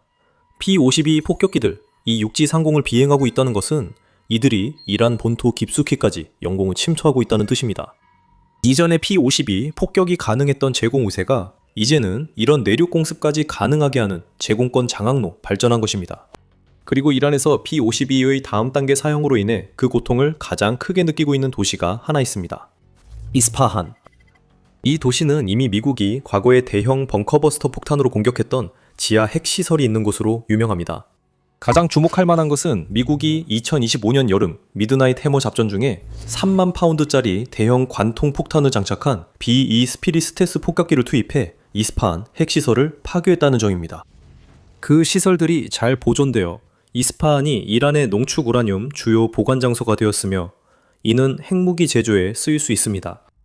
하지만 이러한 핵시설들 외에도 이스파한에는 여러 군사 거점들이 있으며 이제 미국의 P-52 폭격기들 이 내륙 깊숙이 진입하면서 바로 그 군사 거점들을 타겟으로 삼기 시작한 모습을 볼 수 있습니다. 그 영상이 그것을 보여줍니다. 이란에서 촬영된 영상들에는 폭격이 이 나라에서 가장 중요한 도시 중 한 곳, 전역에서 연쇄 폭발을 일으키는 모습이 담겼습니다. AP뉴스는 이 도시에서 목격자들이 촬영한 일부 영상을 편집해 공개했습니다. 40초가 넘는 시간 동안 우리는 같은 장면이 반복되는 것을 계속해서 보게 됩니다. 폭발음과 함께 거대한 불덩이가 하늘로 오르고 뒤이어 연기 기둥이 솟아오릅니다. 어떤 경우에는 연쇄적으로 폭발이 일어나는 모습을 볼 수 있는데 이는 여러 개의 폭탄이 투하되었거나 지상에 있던 탄약이 파괴되면서 2차 폭발이 일어났음을 시사합니다. 미국은 이 영상을 공개하는 데 주저하지 않습니다. 도널드 트럼프 미국 대통령은 자신의 트루스 소셜 계정을 통해 AP뉴스 영상에서 잠깐 등장하는 연쇄 폭격 장면을 공유했습니다. 이 더 긴 버전의 영상은 미국이 이스파한 상공에 P-52를 배치한 이후 어떤 종류의 표적을 타격했는지도 보여줄 수 있습니다. 폭발의 규모와 성격으로 볼 때 미국의 폭탄이 이란의 주요 도시에서 견고하게 구축된 지하 탄약고에 떨어졌을 가능성이 높아 보입니다. 이는 벙커버스터 사용을 의미하며 곧 설명드리겠습니다. 이스파한에 잠시 더 머물러 보면 미국이 P-52 폭격기로 이 도시의 탄약고 중 하나를 타격했다는 주장은 이스파한에 거대한 미사일 단지가 있다는 사실로 뒷받침됩니다. 핵 위협 이니셔티브에 따르면 이 단지는 이란에서 가장 큰 미사일 조립 및 생산 시설이며 1980년대에 중국과 북한의 도움으로 건설되었습니다. 이곳에서 이란은 샤압-4 시스템을 개발했으며 서방의 많은 사람들은 이 시스템이 이란의 장거리 무기 발사용으로 설계되었다고 믿고 있습니다. 핵 위협 이니셔티브에 따르면 이란은 또한 이스파한에서 M급 미사일과 중국제 HY 실크원 미사일도 생산하고 있습니다. 이 사실은 이란의 이 도시 지하에 많은 폭발성 탄약이 숨겨져 있음을 보여줍니다. 이것은 다시 벙커버스터 이야기로 이어집니다. 알자지라에 따르면 미국은 B-52 폭격기를 이스파한뿐 아니라 다른 곳에도 출격시켰습니다. 테헤란과 여러 다른 이란 도시들도 표적이 되었습니다. 예를 들어 여러 산업지구가 있는 카라지 같은 곳이 그렇습니다. 그러나 언론의 관심을 끈 것은 이스파한 상공에서 사용된 앞서 언급한 2000파운드급으로 보이는 벙커버스터 폭탄이었습니다. 지금까지 보여드린 영상 외에도 알자지라는 미국이 이스파한을 둘러싼 산악지대에 강력한 벙커버스터 폭탄을 여러 발 투하했다고 전했습니다. 이로 인해 추가적인 2차 폭발이 발생했으며 이는 이란의 탄약과 미사일 비축분이 불길에 휩싸였기 때문으로 보입니다. 같은 매체는 미국의 폭격 작전이 이란의 주요 산업 인프라, 예를 들어 제철소, 석유화학 공장, 심지어 핵시설까지도 표적으로 삼았다고 덧붙였습니다. 미국은 이제 군사 거점뿐 아니라 P-52 폭격기로 이란의 생산 수단도 빼앗으려 합니다. 에피퓨리 작전은 점점 더 소모전 양상으로 전환되고 있으며 그 중심에는 B-52 폭격기가 있습니다. 하지만 B-52 폭격기가 또 다른 일의 중심에 있어 모두를 당황하게 했습니다. 하지만 그 이야기에 들어가기 전에 여러분은 지금 밀리터리 쇼를 시청하고 계십니다. 이런 인사이트를 보고 싶으시다면 채널을 꼭 구독해주세요. 이제 예상치 못한 이스파한 이야기로 돌아가겠습니다. 앞서 말씀드렸듯 이스파한은 농축 우라늄 저장 장소로 유력합니다. 일부 사람들은 이란이 그 우라늄을 보관하는 이유가 핵 더티밤 개발 위협을 계속 유지하기 위해서라고 믿고 있습니다. 이란은 약 1000파운드의 우라늄을 보유하고 있으며 이는 U-235 동위원소로 60%까지 농축된 상태입니다. 핵무기용 90%까지 농축하는데 추가 작업이 많지 않습니다. 미국은 이란의 우라늄 보유를 원치 않습니다. 미국은 이란의 핵 능력을 완전히 제거하고 싶어 해서 미국이 이스파한에 특수부대 병력을 투입하는 대담한 지상작전을 준비하고 있다는 소문까지 돌고 있습니다. 그 소문에 따르면 그 병력들은 이스파한 지하 핵벙커에서 이란 우라늄을 추출한 뒤 장소를 점령하지 않고 다시 철수하는 임무를 맡는다고 합니다. 그것은 많은 위험이 따르는 대담한 계획입니다. 미군이 이스파한에 있는 동안 이란의 미사일과 드론에 계속 노출됩니다. 이에 P-52 폭격기가 중요한 역할을 합니다. YNN 뉴스는 이스파한 공격의 화려한 폭발이 미국의 진짜 목표를 숨기려는 설계일 수 있다고 주장합니다. 와이넷 뉴스는 현재 도시에서 보이는 것이 이스파한에 저장된 농축 우라늄을 사실상 매몰하려는 미국의 조직적 시도일 수 있다고 시사합니다. 이 아이디어는 B-52 폭격기의 벙커버스터 폭탄으로 이란 우라늄 저장소 터널을 붕괴시키는 것입니다. 와이넷 뉴스에 따르면 미국이 이 작전에 성공하면 이란은 1년 넘게 해당 시설에 접근하지 못하며 미국이 위험을 감수해 유해 물질을 빼내기 위해 특수부대를 투입할 필요도 없게 됩니다. 생각할수록 점점 더 말이 되는 이론입니다. 우리가 확인한 벙커버스터는 이란 탄약고 등 폭발물 저장소를 겨냥한 것으로 보입니다. 이스파한 터널 네트워크를 붕괴시키도록 설계된 폭탄들은 더 찾기 어려웠을 것입니다. 그들은 지하로 파고 들어가 폭발하며 현장 가까이에 있다면 분명한 영향을 느낄 수 있습니다. 하지만 터널이 붕괴될 때 거대한 불덩이가 하늘로 치솟진 않습니다. 연기와 잔해는 볼 수 있겠지만 불꽃놀이 같은 장면은 없을 것입니다. B-52 폭격. 이 언론의 주목을 받은 것은 미국이 B-52를 이스파한에 보낸 진짜 목적을 숨기기 위한 위장이었을 수도 있을까요? 와이넷은 그렇게 생각하는 것 같습니다. 이 매체는 미국 폭격기들이 우라늄 자체를 파괴하지 않고 터널만 붕괴시키도록 정밀하게 공격을 조율했다고 주장합니다. 그리고 이제 그 우라늄은 100m, 거의 330피트에 달하는 단단한 암석 아래에 갇혀있다고 전했습니다. 아마도 앞으로 며칠이 지나면 미국이 지금까지 우리가 본 인상적이고 분명한 결과들보다 훨씬 더 많은 것을 이뤄냈다는 사실이 드러날지도 모릅니다. 이란 역시 이스파한에서 벌어진 미국의 B-52 폭격에 대응하려고 시도했습니다. 3월 31일 타임스 오브 인디아는 이 공격에 대한 보도에서 이란이 이스라엘을 향해 미사일을 대량으로 발사하며 대응했지만 대부분이 요격되거나 개활지에 떨어졌고 즉각적인 인명피해 보고는 없었다고 전했습니다. 알자지라는 4월 1일 보도에서 이란이 이스라엘을 향해 발사한 탄도미사일이 목표물을 명중시켜 16명이 부상했다고 다르게 전했습니다. 이란은 여전히 물러서지 않겠다는 메시지를 보내지만 P-52 폭격기가 자유롭게 비행하는 상황에서 그 현실성에 논란이 있습니다. 미국은 이란이 휴전을 모색 중이라고 주장합니다. 그것에 대해 이야기하기 전에 우리는 이 모든 일이 어떻게 가능한지에 대한 질문에 답해야 합니다. 이란의 방공망 파괴는 이미 널리 보도되었습니다. 에피퓨리 작전과 로어링 라인 작전이 시작된 지 일주일도 채 되지 않아 이스라엘 방위군은 이란 방공 시스템의 80%가 파괴되었다고 보고했습니다. 그것은 좋은 출발점이었지만 우리가 지금 보고 있는 P-52, 육상 폭격을 위해 필요한 완전한 제공권을 확보하기에는 충분하지 않았습니다. 그것은 좋은 출발점이었지만 우리가 지금 보고 있는 B-52, 육상 폭격을 위해 필요한 제공권을 확보하기에는 충분하지 않았습니다. 그래서 미국과 이스라엘은 계속 조금씩 약화시켜가고 있습니다. 3월 10일경 K는 이란의 방공망에 대해 언급하면서 그들의 고급 지대공 미사일 시스템 대부분이 이제는 별 의미가 없다고 보고했고 미국 전투기들이 이제 비교적 자유롭게 비행할 수 있다고 덧붙였습니다. 그것은 이란에게 진짜 문제입니다.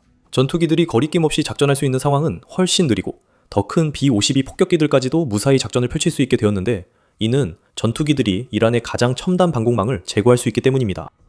이란은 P-52 격추가 가능한 방공 시스템을 갖추고 있었습니다. 이란이 자체적으로 만든 바바르 373은 최대 탐지거리가 거의 200마일에 달하며 이는 P-52의 5만 피트 비행고도보다 훨씬 높은 수치라고 아미테크놀로지는 지적합니다. 이란이 러시아에서 구입한 S-300 PMU-2 방공포대 역시 미국의 노후 폭격기를 겨냥할 수 있어야 합니다. 문제는 그럴 수 없다는 점입니다. 거의 모든 방공포대가 파괴되어 미국은 공중 우위에 자신감을 갖고 B-52를 이란 어디든 두려움 없이 비행시킬 수 있습니다. 거의라고 하는 이유는 이란의 일부 고립된 방공망이 남아있기 때문입니다. 지상 기반 시스템이나 맨패드 같은 방공망도 여전히 위협적이지만 이런 상황에서 전투기가 자유롭게 비행에 도움이 됩니다. 센서가 장착된 전투기들은 위협을 탐지 파괴하거나 최소한 P-52 조종사들에게 위험지역 정보를 제공해 이란의 특정 지역을 피하도록 돕습니다. 이제 이스파한엔 이란의 방공망이 사실상 없습니다. P-52 폭격기들이 그 도시를 계속 공격하는 것이 그 증거입니다. B-52 업그레이드도 최근 육상 공격에 기여했을 수 있습니다. 그중 핵심은 미 공군이 노후화된 폭격기를 위해 개발한 레이더 현대화 프로그램입니다. 비즈니스 인사이더에 따르면 P-52가 받고 있는 레이더 업그레이드는 전자전에 더 잘 대응하게 해주고 있으며 이는 이란의 방어수단을 하나 더 빼앗는 것입니다. B-52가 새 레이더 시스템을 장착한 첫 페리 비행은 2025년 12월에 이루어져 현재 이란 영공을 비행 중인 폭격기들도 이 시스템을 갖췄을 수 있습니다. 이 모든 것이 이란에게 의미하는 바는 원래 이란에 다층 방공망이 무력화시키려 했던 폭격기가 이제는 그 방공망이 더 이상 존재하지 않기 때문에 원하는 곳 어디든지 비행할 수 있게 되었다는 것입니다. B-52가 스탠드오프 무기를 탑재한 채로 배치될 때도 이미 그것은 문제였습니다. 7만 파운드 탑재 능력을 가진 미국 최장수 폭격기는 미 공군 무기 중 가장 강력한 화력을 한 번에 투사할 수 있습니다. 하지만 이제 B-52 막대한 탑재 능력에 다재다능함이 더해지고 있습니다. 미 공군 자체에서도 B-52가 미국 항공기 중 가장 다양한 무기를 운용할 수 있을 뿐만 아니라 더 많은 무기를 투하할 수 있다고 밝히고 있습니다. 중력폭탄, 정밀유도 미사일, 제이뎀, 벙커버스터, 집속탄, 기뢰, 심지어 핵탄두까지도 이 괴물 같은 항공기에 탑재할 수 있습니다. 따라서 B-52가 내륙 상공을 비행하고 있다는 건 이란이 다음 위협을 예측할 수 없다는 뜻입니다. 앞서 에픽 퓨리 작전에서는 원거리 타격 무기가 쓰였고 최근 이스파한에서는 벙커버스터가 사용된 것으로 보입니다. 내일은 또 다른 무기가 나올 수 있습니다. 실제 화력 투하 전까지 공격 예측이 불가능해 이란 정권에 큰 문제가 됩니다. 이런 임무야말로 바로 B-52가 만들어진 이유입니다. B-52는 세계에서 가장 화려한 항공기는 아닙니다. F-35나 B-2처럼 세련되고 스텔스 기능을 갖춘 항공기만큼 찬사를 받지는 않습니다. F-35와 B-2감이 공군의 메스라면 B-52는 철거용 쇠구슬과 같습니다. 그리고 이란처럼 방공망이 완전히 무너진 나라에서는 그 철거용 쇠구슬은 계속해서 휘둘러질 수 있습니다. B-52의 다재다능함 덕분에 이제 미국이 실행하기 시작했다고 케인이 말한 에픽 퓨리 작전의 동적 타격 임무에도 투입될 수 있습니다. 이란은 미국 B-52에 대응할 실질적 선택지가 없습니다. 이 지점에서 작전의 또 다른 전환점이 나타날 수 있습니다. 앞서 미국 대통령 도널드 트럼프가 이란이 B-52가 하늘에 떠 있는 것을 알고 휴전을 원하고 있다고 주장했다고 언급했습니다.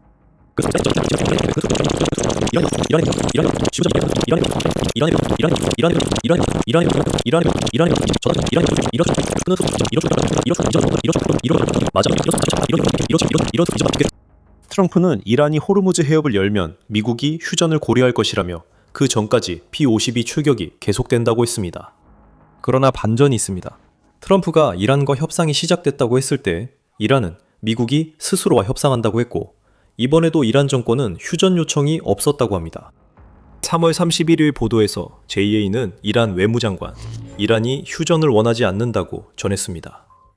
이란이 원하는 것은 적대 행위의 완전한 종식과 함께 향후 공격이 없을 것이라는 보장, 그리고 에픽 퓨리 작전, 에픽 퓨리 동안 미국이 지금까지 입힌 피해에 대한 보상입니다.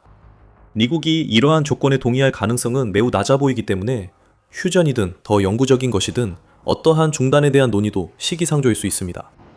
아니면 그렇지 않을 수도 있습니다. 또 다른 반전으로 도널드 트럼프는 어떤 합의도 필요하지 않을 수 있다고 선언했습니다. 4월 1일 BBC는 대통령이 자국이 2-3주 내 이란에서 임무를 끝낼 수 있다고 믿는다고 보도했습니다. 이는 이란 정권이 협상에 나서기를 원하든 원하지 않든 미국은 이란이 핵무기를 만들 수 없다는 확신이 서면 기꺼이 철수하겠다는 의미로 보입니다. 우리는 그들을 15년에서 20년 뒤로 돌려놨습니다. 트럼프는 그들에게 해군도, 군대도, 공군도 없다고 주장하며 이제 남은 것은 핵 문제뿐이라고 말합니다. 아마도 B-52 폭격기가 답일 수 있습니다.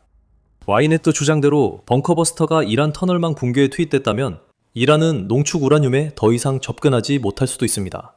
B-52 폭격기 공습이 2-3주 더 지속되면 생산시설과 원심 분리기를 파괴하고 트럼프가 수십 년은 퇴보했다고 주장하는 이란 군대에 더 큰 피해를 줄 수 있습니다. 이제 B-52 폭격기가 마지막 이란 벙커를 소탕하는 일만 남았을지도 모릅니다. 그들이 성공하면 어떤 합의도 미국에 큰 의미가 없습니다. B-52는 미국이 현재 제공권을 장악한 이란에 투입할 수 있는 유일한 구식 항공 플랫폼이 결코 아닙니다. 다층 방공망은 이란의 성공 열쇠가 될 것으로 여겨졌습니다. 그 방공망이 있다면 미국은 스텔스 폭격기와 전투기만 사용할 수밖에 없었을 것입니다. 그 외의 것은 모두 격추될 것입니다. 하지만 그 계획들은 이미 오래전에 무산됐습니다. 이제 미국은 AH-64 아파치와 A-10 워트호그를 이란에서 운용하고 있습니다. 그들은 이란 군대에 지옥을 퍼붓고 있으며 이란이 한 번도 상상하지 못했던 방식으로 공격을 가해 지도에서 지워버리는데 일조하고 있습니다. 이게 어떻게 가능할까요? 미국이 이란에서 제공권을 장악했기 때문입니다. 미국 전쟁부 장관 피트 헥제스는 3월 26일 그들을 알면 사랑하게 될 것이라며 아파치 헬기와 A-10 워트호그가 이란 영공을 자유롭게 비행 중이라고 밝혔습니다. 또한 핵제스는 아파치 공격 헬기 이란 영공과 호르무즈 해협 전역에서 자유롭게 타격 임무를 수행 중이라고 밝혔습니다. 그리고 이것이 우리에게 말해주는 것은 이란이 미국의 공습에 대응할 방공 대책이 없다는 것입니다. 이 항공기들은 스텔스기가 아니며 사실 전혀 그렇지 않습니다. 헤그제스는 이 항공기들이 F-35나 B-2 스피릿 스텔스 폭격기보다 느리고 저공 비행을 한다고 설명합니다.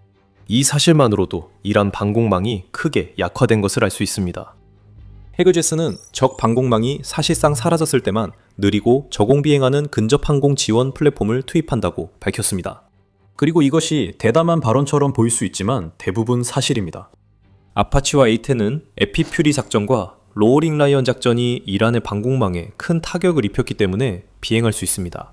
3월 5일까지 이스라엘 방위군 IDF 참모총장인 아이알 자미르 중장은 이란에 대한 공습이 시작된 첫 24시간 이내에 이란 방공 시스템의 80%가 파괴되거나 무력화되었다고 주장했습니다. 이것이 이란에게 의미하는 바는 이제 이란은 고립된 방공 거점만 남았고 대부분은 어깨에 매는 방공 무기를 운용하는 병사들에 불과하며 이 병사들이 반응하기도 전에 공격이 끝나버린다는 것입니다. 이란의 다층 방공망은 미국과 이스라엘에 의해 사실상 무력화되었습니다. 자미르의 발언만으로는 모든 것을 알 수 없습니다. 이란의 방공 문제는 에피퓨리, 로어링 라이언 작전 이전부터 시작됐습니다. 12월 10일 포브스는 이란이 이스라엘에 대해 치명적인 방공 공백이 있다고 보도했고 나중에 드러났듯 미국에 대해서도 그랬습니다. 이 나라의 전 대통령 하산 로우하니는 이러한 방공망에 대해 신랄하게 평가하며 이렇게 말했습니다. 이란 상공은 이제 완전히 적에게 안전한 곳이 되었습니다. 우리는 더 이상 실질적인 억지력을 가지고 있지 않습니다. 우리 주변국인 이라크, 시리아, 레바논, 요르단은 모두 영공이 미국과 이스라엘의 통제를 받고 있습니다. 즉, 미국과 이스라엘은 에피퓨리 작전 전부터 이란에 쉽게 진입할 수 있을 만큼 가까이에 기지를 두고 있었습니다. 문제는 미국과 이스라엘이 이미 이란 방공망을 완전히 장악한 적이 있다는 점이었습니다.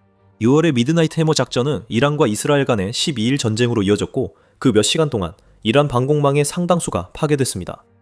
그것이 바로 이란이 겪고 있는 근본적인 문제입니다. 국가 방공망의 80%를 무력화시켰다는 것이 대단하게 들릴 수 있지만 이란이 A-20과 아파치 헬리콥터가 자국 영공을 비행하는 것을 막는데 이렇게 처참하게 실패한 진짜 이유는 그런 무기들이 도착하기도 전에 방공망이 이미 무력화되어 있었기 때문입니다. 에피퓨리 작전이 시작될 즈음에는 아미테크놀로지의 보도에 따르면 이란 정권은 방공미사일 발사대가 100기 정도만 남아있었고 이 발사대들이 이란이 미국의 공습에 맞서 사용하고자 했던 모든 미사일과 호환되었을 가능성도 낮아 보입니다. 이란은 처음부터 불리한 상황이었고 반년 남짓한 시간은 이스라엘과 미국이 6월 방공망을 무력화하기 전 수준으로 복구하기엔 너무 부족했습니다. 그로 인해 아파치와 A-10 전투기가 이란 전역의 군사 목표물을 제거할 수 있게 됐습니다. 이란에 방공망이 있었다면 이런 일은 없었을 겁니다. 아파치 헬기는 현대 방공 시스템에 쉽게 격추될 수 있습니다. 최대 상승 고도가 겨우 2만 피트에 불과하기 때문에 이란의 방공망을 구성하고 있다고 알려진 구형 러시아와 중국 방공 시스템으로도 충분히 격추시킬 수 있어야 합니다. 예를 들어 이란에 배치된 것으로 알려진 S-300은 최대 19마일 상공의 표적까지 격추할 수 있는 것으로 알려져 있습니다. 물론 이 수치는 S-300의 최신형에 해당하는 것이지만 그래도 아파치가 도달할 수 있는 최대 고도의 약 5배에 달합니다. 그리고 구형 S-300 역시 아파치의 최대 상승 고도를 훨씬 뛰어넘는 미사일을 발사할 수 있습니다. 아파치가 이란 상공을 비행한다는 것만으로 헤그자스가 이란 방공망을 잘 파악하고 있음을 알 수 있습니다. 대부분 그의 말이 맞습니다. 80%가 100%가 아님을 무시할 수 없습니다. 이란은 여전히 일부 방공 시스템을 보유하고 있지만 그것들이 무엇이고 어디에 위치해 있는지는 알려져 있지 않습니다. 아미 레커그니션이 지적했듯이 A-10과 아파치 헬기가 호르무즈 해협 상공에서 작전 중임을 보여줍니다. 미국은 최소한 특정 지역에서 대규모의 국지적 제공권을 확보한 것으로 보입니다. 또한 미국은 전자전과 전진 배치, 이란의 미군 항공기 대응 방공망 제압으로 해상 통로를 계속 열어둘 수 있을 것입니다. 제공 우세는 제공권 장악으로 발전하고 있으며 미국이 이란 영공을 더 강하게 통제하게 됨을 의미합니다. 하지만 그 전에 미국이 이란에서 A-10과 아파치 헬리콥터를 어떻게 쓰는지 살펴봅시다.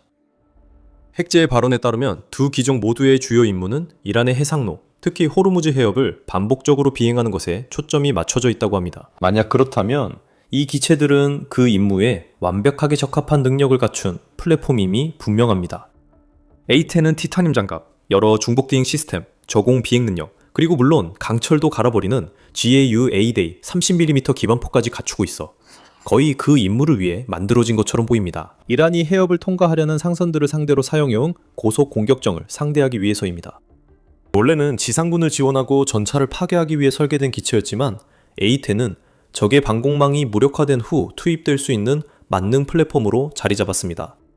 고속정은 A10 기관포에 무력화되고 있으나 이 기체의 활용성과 이란 본토 표적 타격 능력도 과소평가할 수 없습니다. 우리는 A10이 이라크의 이란 계열 민병대 기지를 초토화하는 영상을 본 적이 있어 이 기체가 해상뿐 아니라 지상 표적도 공격한다는 것을 알고 있습니다. 그 공격에서 A10 이 기관포를 썼습니다. 다른 사람들은 아마도 A12 이 플랫폼에 스탠드오프 탄약을 사용하는 걸 봤을 겁니다. 이 전투기는 AGM-65 매버릭 미사일과 레이저 및 GPS 유도 폭탄을 신속하게 발사할 수 있습니다. 이 무기들은 모두 목표 지점에서 수마일 떨어진 곳에서 발사하도록 설계되어 있어 그 과정에서 해당 목표에 있는 방공망의 위협을 최소화합니다. AN-9 사이드와인더 미사일도 A10에 장착할 수 있어 이란의 드론과 이란 공군의 구형 항공기에 대한 공대공 위협이 됩니다. A10의 핵심은 다재다능함입니다. A10은 호르무즈 해협에서 이란이 에피퓨리 작전을 끝내기 위해 사용하려던 핵심 지렛대를 제거하는 데 매우 중요하며 다재다능의 이란 전역에서 활용될 수 있습니다. 네, 앞서 언급한 S-300 등 현대 방공 시스템에는 취약할 수 있지만 바로 그 점에서 미국의 제공권이 빛납니다. A-10, 이 미국과 이스라엘이 만들어낸 안전지대 안에 머무는 한 이 전투기는 엄청난 화력을 탑재한 파괴의 기계로서 공격을 받는 표적들은 매번 세상에 종말이 온 것처럼 느낄 수밖에 없습니다. 아파치 헬리콥터는 A-10만큼 다재다능하지는 않습니다. 아파치 헬리콥터는 헬파이어 미사일과 30mm 체인건을 탑재해 호르무즈 해협에서 매우 유용하게 쓰입니다. 아파치는 이란 고속 공격정을 추적 타격할 만큼 빠르며 헬리콥터이기도 합니다. 즉, 아파치는 공중에서 정지하거나 천천히 비행할 수 있기 때문에 해협을 통과하려는 미 해군과 상선의 호위 임무를 수행할 수 있습니다. 이 공격 헬리콥터는 작전 반경, 속도, 그리고 적외선 및 레이더 유도 위협에 대한 취약성 때문에 적대적인 영공에서 장기간 작전을 수행하는 것은 위험할 수 있습니다. 하지만 A-10과 마찬가지로 미국 아파치 헬리콥터도 피격되지 않고 있습니다. 이란은 이들을 공격할 방법이 없습니다. 이는 이스라엘 방위군이 언급한 비율보다 더 분명히 이란 영공 통제권이 미국에 있음을 보여줍니다. 지금 보고 있는 것은 비스텔스 플랫폼이 강화하는 고강도 작전입니다. 그리고 이것이 바로 저희 밀리터리 쇼에서 다루는 주제입니다. 이런 인사이트를 더 원하신다면 채널을 구독해서 영상을 놓치지 마세요. 3월 25일 기준으로 미국은 이란 내 최소 10,000개의 표적을 타격했습니다. 여기서 말하는 것은 10,000개의 표적을 타격했다는 것이지 10,000발의 탄약을 발사했다는 뜻이 아닙니다. 이것은 미국이 소수 기종의 항공기로만은 절대 수행할 수 없는 규모의 공중작전입니다. 미국의 구형 폭격기나 A-10과 같은 대용량 플랫폼이 있어야 전투기와 스텔스 폭격기가 이란 전역에서 더 정밀한 임무를 수행하는 동안 지속적인 화력을 지원할 수 있습니다. 이란 군대에 미친 영향은 참혹했습니다. 전 최고 지도자 알리 호메이니를 시작으로 지도자들이 잇따라 목숨을 잃고 있으며 그는 에픽 퓨리 작전의 첫 희생자 중 한 명이었습니다. 미국은 이란 해군 함정의 92%가 전력에서 제외됐으며 미사일 발사도 미사일 발사 기지를 집중적으로 공격한 결과 90% 감소했다고 주장합니다. 지휘통제센터와 생산시설이 심각하게 타격받고 있으며 중심에는 항상 A-10이 있는 듯합니다. 호르무즈 해협의 고속정들은 이 다재다능한 공격기와 아파치 헬리콥터의 조합을 상대해야 합니다. 지상에서는 현재로서는 대부분의 군사 거점들이 대공 방어가 없는 것 같아서 언젠가는 A-10의 공격을 받게 될 가능성이 높습니다. 특히 이란의 미사일 인프라는 미국의 공군력에 의해 심각한 타격을 입었습니다. 3월 29일 워싱턴 포스트는 이란의 가장 중요한 발사기지들 중 일부에 가해진 피해를 보여주는 위성사진을 공개했습니다. 언론에 따르면 에피퓨리 작전이 시작된 이후 최소 29개 이란 탄도미사일 발사기지가 지도에서 사라졌으며 이는 3월 초 이후 이란의 미사일 발사 횟수가 급격히 감소한 주요 원인입니다. 미국은 또한 이란의 탄도미사일 생산에 중요한 시설들도 공격해왔습니다. 이러한 시설들의 전체 네트워크가 이란에 존재하며 이 모든 시설은 이란 국방부와 이슬람 혁명 수비대가 감독하고 있습니다. 지금까지 미국은 그 네트워크에서 가장 중요한 4곳의 시설을 타격했으며 이 모든 시설은 이란이 생산하려는 탄도미사일의 연료를 만듭니다. 샤루드, 파친, 카지르, 하킴미아 모두 이란과 이스라엘의 12일 전쟁 때 입었던 피해보다 더 큰 피해를 입었습니다. 이것들은 전략적으로 적절한 표적입니다. 미사일도 연료와 발사대 없이는 쓸 수 없습니다. 그리고 이란의 방공망이 약화되면서 미국의 A-10 공격기와 여러 기종의 항공기들이 이런 시설들의 핵심부에 폭탄과 원거리 무기를 투하하고 있습니다. 하지만 A-10에게는 상황이 더 좋아집니다. 우리가 이란 방공망 파괴 준비가 에피퓨리 작전 시작 전에 이미 이루어졌다고 말한 것 기억나시나요? A-10은 에피퓨리 작전 초기부터 남아있던 이란의 방공망을 완전히 파괴하는 데 관여한 것으로 보입니다. 아미르코그니션은 아파치와 A-10이 지금 이란에 있는 주요 이유가 미국이 초기에 제공권을 확립한 데 있다고 설명합니다. F-35와 B-2 스피릿 같은 스텔스 플랫폼은 작전 첫 며칠 동안 모든 언론의 주목을 받았습니다. 이들은 탐지되지 않은 채 이란에 진입해 핵심 군사 거점에 화력을 투사할 수 있었기 때문입니다. F-22 역시 초기 공격대에 포함되었습니다. 이 역시 이란의 방공망에 격추되지 않도록 해주는 스텔스 능력 덕분입니다. 모든 건 이해하지만 이 시기에 A-10이 투입됐다는 점은 이해되지 않습니다. 하지만 실제로 일어난 일은 미국이 이러한 스텔스 플랫폼의 사용을 사이버 및 전자전과 결합하여 이란의 방공 시스템 자체가 파괴되지 않았더라도 그 방공망을 약화시킬 수 있었다는 점입니다. 미국은 우주 기반 작전부터 전자전 장비를 탑재한 EA-18G 그라울러 항공기까지 모든 수단을 동원해 이란의 레이더와 센서 네트워크를 교란시켰고 그 결과 방공망의 위협이 줄어든 일시적인 통로가 만들어졌습니다. 이로써 A-10가 이후 아파치 헬리콥터가 목표를 타격하고 이란 방공망 재가동 전 신속히 빠져나올 수 있었습니다. 이러한 접근 방식은 또한 A-11안의 방공망을 직접 타격하기 위해 투입되었을 가능성도 만듭니다. 사이버 및 전자전 작전으로 인해 무력화된 방어부대들 말이죠. 이 접근 방식에는 아이러니가 있습니다. 막아야 할 플랫폼이 오히려 그 방어 체계를 무너뜨리고 있기 때문입니다. A-10과 아파치 헬리콥터가 이제 이란 상공을 자유롭게 비행하고 있습니다. 이는 우리가 이야기했던 공중 우세가 진정한 제공권으로 변하고 있다는 것을 보여줍니다. 일부는 이미 이란에서 이런 일이 일어난다고 봅니다. 미 중부사령부 전 사령관이자 CIA 국장인 데이비드 페트레이어스도 그중 한 명입니다. 페트레이어스는 지금 이 시점에서 우리는 이란의 방공망이나 탄도미사일 방어에 대해 크게 걱정하지 않습니다. 중기관총 사거리 위로만 있으면 되고 그 말은 정말로 마음껏 공격할 수 있다는 뜻입니다. 라고 주장했습니다. 그는 이어 저는 우리가 이제 단순한 공중 우세가 아니라 진정한 제공권을 갖췄다고 생각합니다. 라고 덧붙였습니다. 저는 사람들이 그런 평가를 공개적으로 내리는데 신중해야 한다고 생각합니다. 신중함은 정말로 중요합니다. 이란의 주요 방공망은 무력화됐을지 모르지만 여전히 앞서 언급한 기관총과 견착식 대공 로켓 발사기는 남아 있습니다. 미국 지휘체계 고위 인사들은 여전히 제공권보다 제공 우세를 선호할 수 있습니다. 하지만 현실적으로는 일부 고립된 위협을 제외하면 미국은 원하는 거의 모든 항공 플랫폼을 이란 영공에 투입할 수 있고 사실상 저항을 거의 받지 않을 것 같습니다. 이란이 거둔 최고 성과는 미국 E-3센트리기에 손상을 입힌 것이지만 이는 대공 방어 체계에서 발사한 미사일이 아니라 사우디아라비아의 기지를 겨냥한 미사일 공격이 있어야 가능했습니다. 아마도 전직 중부사령부 사령관이자 미 해병대 장군인 프랭크 맥켄지가 현재 이란 군대의 상태를 설명하면서 이 모든 것을 가장 잘 요약했을 것입니다. 우리는 목표를 달성 중이며 중부사령부는 오래전부터 준비된 장기작전 계획을 실행하고 있습니다. 우리는 이란의 방공망을 제거할 수 있었고 그 결과 저는 우리가 이란 대부분 지역에서 사실상 제공권을 확보했다고 말할 수 있습니다. 이로 인해 우리는 탄도미사일을 사냥할 기회를 얻게 됐다고 맥켄지는 미국 유대인 안보연구소에서 말했습니다. 2명의 전직 중부사령부 사령관이 제공 우위 대신 제공권이라는 용어를 사용했습니다. 그들은 미국 군부 최고위급 인사들이 밝히지 않는 말을 하고 있습니다. 여기서부터 이란에게 상황이 변하기 시작합니다. 미국이 공중폭격을 사용하므로 우리가 봤던 것만큼 엄청나진 않을 것입니다.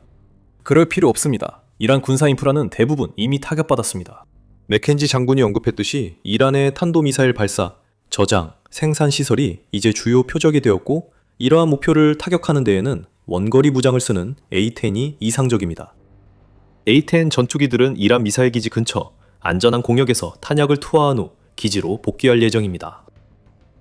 이란 본토 상공을 비행하지 않는 A-10 전투기들은 호르무즈 해협에서 호르무즈 해협의 고속정들에 대응하고 핵제스 장군이 언급한 아파치 헬리콥터들과 함께 작전할 것입니다. 월스트리트 저널은 이 두 플랫폼이 매우 중요해 호르무즈 해협 전투에 신호탄이 됐다고 전했습니다. 미국이 호르무즈 해협에서 이란의 대함 미사일 기지, 고속정 등 군사 자산을 제거하는 데는 수주가 걸릴 전망입니다.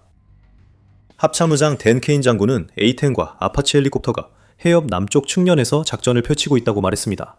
케인 장군은 미국 동맹국들도 자폭형 공격 드론 대응에 아파치 헬기를 사용한다고 주장합니다. 이 두 항공기에 미국이 호르무즈 해협에 배치한 전투기를 더하면 이란이 호르무즈 봉쇄를 감행하기에는 훨씬 더 위험해지는 강력한 화력을 갖추게 됩니다. 위험해졌지만 불가능하진 않습니다. 호르무즈 해협은 여전히 봉쇄되어 소수의 상선만 간신히 통과하고 있습니다. 트럼프 대통령은 이란의 해협 완전 재개방 시한을 4월 6일까지 연장했습니다. 다음 주에는 미국이 보유한 강력한 화력을 이란에 보여주기 위해 A-10과 아파치 공격이 더 늘어날 전망입니다. 이란이 트럼프 요구에 굴복할지가 최대 관건입니다. 그렇게 되면 A-10과 아파치가 이란 호르무즈 해협 태세를 약화시켜 정권이 선택지가 없다고 느끼게 만든 셈입니다. 이란은 미국이 반드시 손에 넣어야 할 만큼 위험한 무언가를 숨기고 있었습니다. 이 무언가는 에픽 퓨리 작전이 시작된 이유 중 하나이며 결코 남겨둘 수 없는 것입니다. 농축 우라늄은 지금 이 순간에도 이란의 지하 벙커 어딘가에 숨겨져 있습니다. 그리고 이 엄청난 위협은 핵 파멸로 가는 길이 될 수 있습니다. 미국은 중동을 구할 이란에서의 단 한 번의 임무에 모든 것을 걸 준비가 되어 있습니다. 월스트리트 저널에 따르면 미국 대통령 도널드 트럼프는 현재 이란의 농축 우라늄을 추출하기 위한 지상작전을 시작할지에 대해 여러 가지 선택지를 저울질하고 있다고 보도했습니다. 아직 결정이 내려지지 않았지만 이란에는 거의 1000파운드에 달하는 우라늄이 있습니다. 그리고 이 우라늄이 이란에 남아있도록 허용하는 것은 점점 더 절박해지는 테헤란 정권에게 우라늄을 추가로 농축해서 중동 전역의 주요 인구 밀집 지역을 파괴할 수 있는 폭탄을 만들 수 있는 수준까지 끌어올릴 수 있는 또 다른 선택지를 제공하는 셈입니다. 트럼프는 지상군 파병을 원하지 않습니다. 월스트리트 저널에 따르면 트럼프는 참모들에게 이란이 핵물질 포기를 에픽 퓨리 작전 종료 조건으로 삼으라고 압박하고 있습니다. 이 내용은 언론에 보도된 15개 항목 계획에도 일부 포함되지만 그 계획이 미국이 실제로 이란에 원하는 것과 얼마나 일치하는지는 확실하지 않습니다. 백악관 대변인 캐롤라인 매빗은 기자들에게 그 계획의 모든 내용을 믿지 말라고 경고했습니다. 그러나 인디펜던트는 익명 소식통을 인용해 그 계획이 실제로 파키스탄을 거쳐 이란에 전달됐다고 보도했습니다. 이란은 이를 부인하며 미국이 자기 자신과 협상 중이라고 주장합니다. 하지만 인디펜던트에 따르면 그 15개 항목 계획안과 미국이 제출할 모든 휴전 협상안에는 이란의 핵무기 개발을 막는 조건이 반드시 포함되어야 합니다. 트럼프의 요구는 분명합니다. 이란 핵시설을 폐쇄하고 지하 벙커를 정기 점검할 수 있게 재개방하라는 것입니다. 그리고 가장 중요한 것은 우라늄 농축을 중단해서 이란이 핵무기를 보유하지 않으면서도 그 직전 단계에 머무를 수 없게 하라는 것입니다. 트럼프는 에픽 퓨리 작전 중 여러 번 이 점을 강조했고 3월 30일 에어포스 원에서 기자들에게도 언급했습니다. 트럼프는 그들은 핵무기를 포기할 것이다. 그들은 우리가 원하는 모든 것은 하게 될 것이다. 라고 선언한 뒤 하지만 만약 그들이 그렇게 하지 않는다면 그들은 나라조차 갖지 못하게 될 것이다. 그들은 나라조차 갖지 못할 것이다. 라고 위협을 덧붙였습니다. 이것은 트럼프의 빈말이 아닙니다. 이것은 이란에 대한 경고로 미국은 어떤 식으로든 원하는 핵 문제 해결을 얻을 때까지 에픽 퓨리 작전을 계속할 것임을 의미합니다. 이란이 농축 우라늄을 포기하지 않으면 미국은 무력으로 확보할 준비와 인력을 갖추고 있습니다. 레빗은 트럼프에게 모든 선택지가 제시되고 있다고 밝혔습니다. 국방부의 임무는 최고사령관에게 다양한 선택권을 제공할 준비를 하는 것입니다. 이는 대통령이 이미 결정을 내렸다는 의미는 아닙니다. 국방부와 미 중부사령부 모두 공식 입장을 내놓지 않고 있습니다. 그들은 매우 조용히 움직이고 있는데 이는 이란을 겨냥한 중대한 일이 준비되고 있다는 신호입니다. 여기서 에픽 퓨리 작전은 이란 정권의 단순히 심각한 수준을 넘어 완전히 파괴적인 국면으로 접어듭니다. 미국이 본토에서 지상작전에 성공한다면 이란 정권이 중동 지정학에서 위협적으로 활용할 수 있는 가장 중요한 지렛대 중 하나를 빼앗게 되는 것입니다. 곧 그 작전이 어떻게 진행될 수 있을지 설명하겠지만 가장 먼저 던져야 할 진짜 질문은 이란의 핵 위협이 과연 얼마나 현실이 되었는가입니다. 그 질문에 대한 답은 미국이 압수하려는 농축 우라늄에 달려 있습니다. 군비통제 비확산센터가 3월 15일에 발표한 자료에 따르면 이란은 U-235가 최대 60%까지 농축된 우라늄을 440.9kg, 즉 약 972파운드 보유하고 있습니다. 이유는 U-235가 핵무기 제작에 쓰이는 분열성 우라늄 동위 원소이기 때문입니다. 이란이 보유한 972파운드의 우라늄이 핵탄두 제작에 사용할 수 있는 무기급이 되려면 U-235의 농도가 90%까지 높아져야 합니다. 이것이 바로 우리에게 말해주는 것은 이란이 아직 핵무기를 만들 준비가 완전히 되어 있지 않다는 점입니다. 미국과 이스라엘이 막으려는 농축 수준에 도달하려면 U-235를 최소 30% 더 농축해야 하니 목표까지 아직 멀다고 생각할 수 있습니다. 하지만 진짜 문제가 여기서 시작됩니다. 미국이 걱정하는 것은 60%가 아닙니다. 이란이 무기급 기준에 맞는 농축 우라늄을 만들기 위해 필요한 작업의 대부분을 이미 끝마쳤다는 사실이 바로 문제입니다. 군비통제 및 비확산센터는 이란이 목표의 99%까지 도달했다고까지 말합니다. 이 센터는 분리작업 개념을 도입하며 본질적으로 하나의 방정식입니다. 이란이 보유한 원심 분리기의 수, 즉 농축 과정에 사용되는 원심 분리기의 수에 그것들이 사용되는 시간과 원심 분리기의 분리 능력을 곱하면 이란의 준비 상태를 가늠할 수 있습니다. 농축 과정에서 수행된 분리 작업의 양을 나타내는 분리 작업 단위, 즉 SWU를 사용하면 이란은 이미 54,540 SWU를 완료했습니다. 60% 농축에서 90%로 가기 위해서는 몇 SWU가 필요합니까? 564 SWU. 이는 이란이 이미 완료한 작업의 1% 조금 넘는 양입니다. 농축 비율만 보면 이란은 예상보다 핵무기에 훨씬 더 가깝습니다. 이란워치는 2025년 6월 이란의 핵 능력에 대한 조사에서 가능한 일정까지 제시했습니다. 이 시간표는 트럼프와 미 국방부에 우려를 주고 있습니다. 특히 벙커버스터 폭탄 사용에도 이란 핵시설의 원심 분리기가 완전히 멈추지 않았다면 더욱 걱정입니다. 이란의 IR-1 원심 분리기가 과거와 같은 성능을 내고 다른 원심 분리기들이 최대 성능보다 낮게 작동한다고 가정하더라도 이란이 핵무기를 확보하는 데 걸리는 시간은 놀라울 정도로 짧습니다.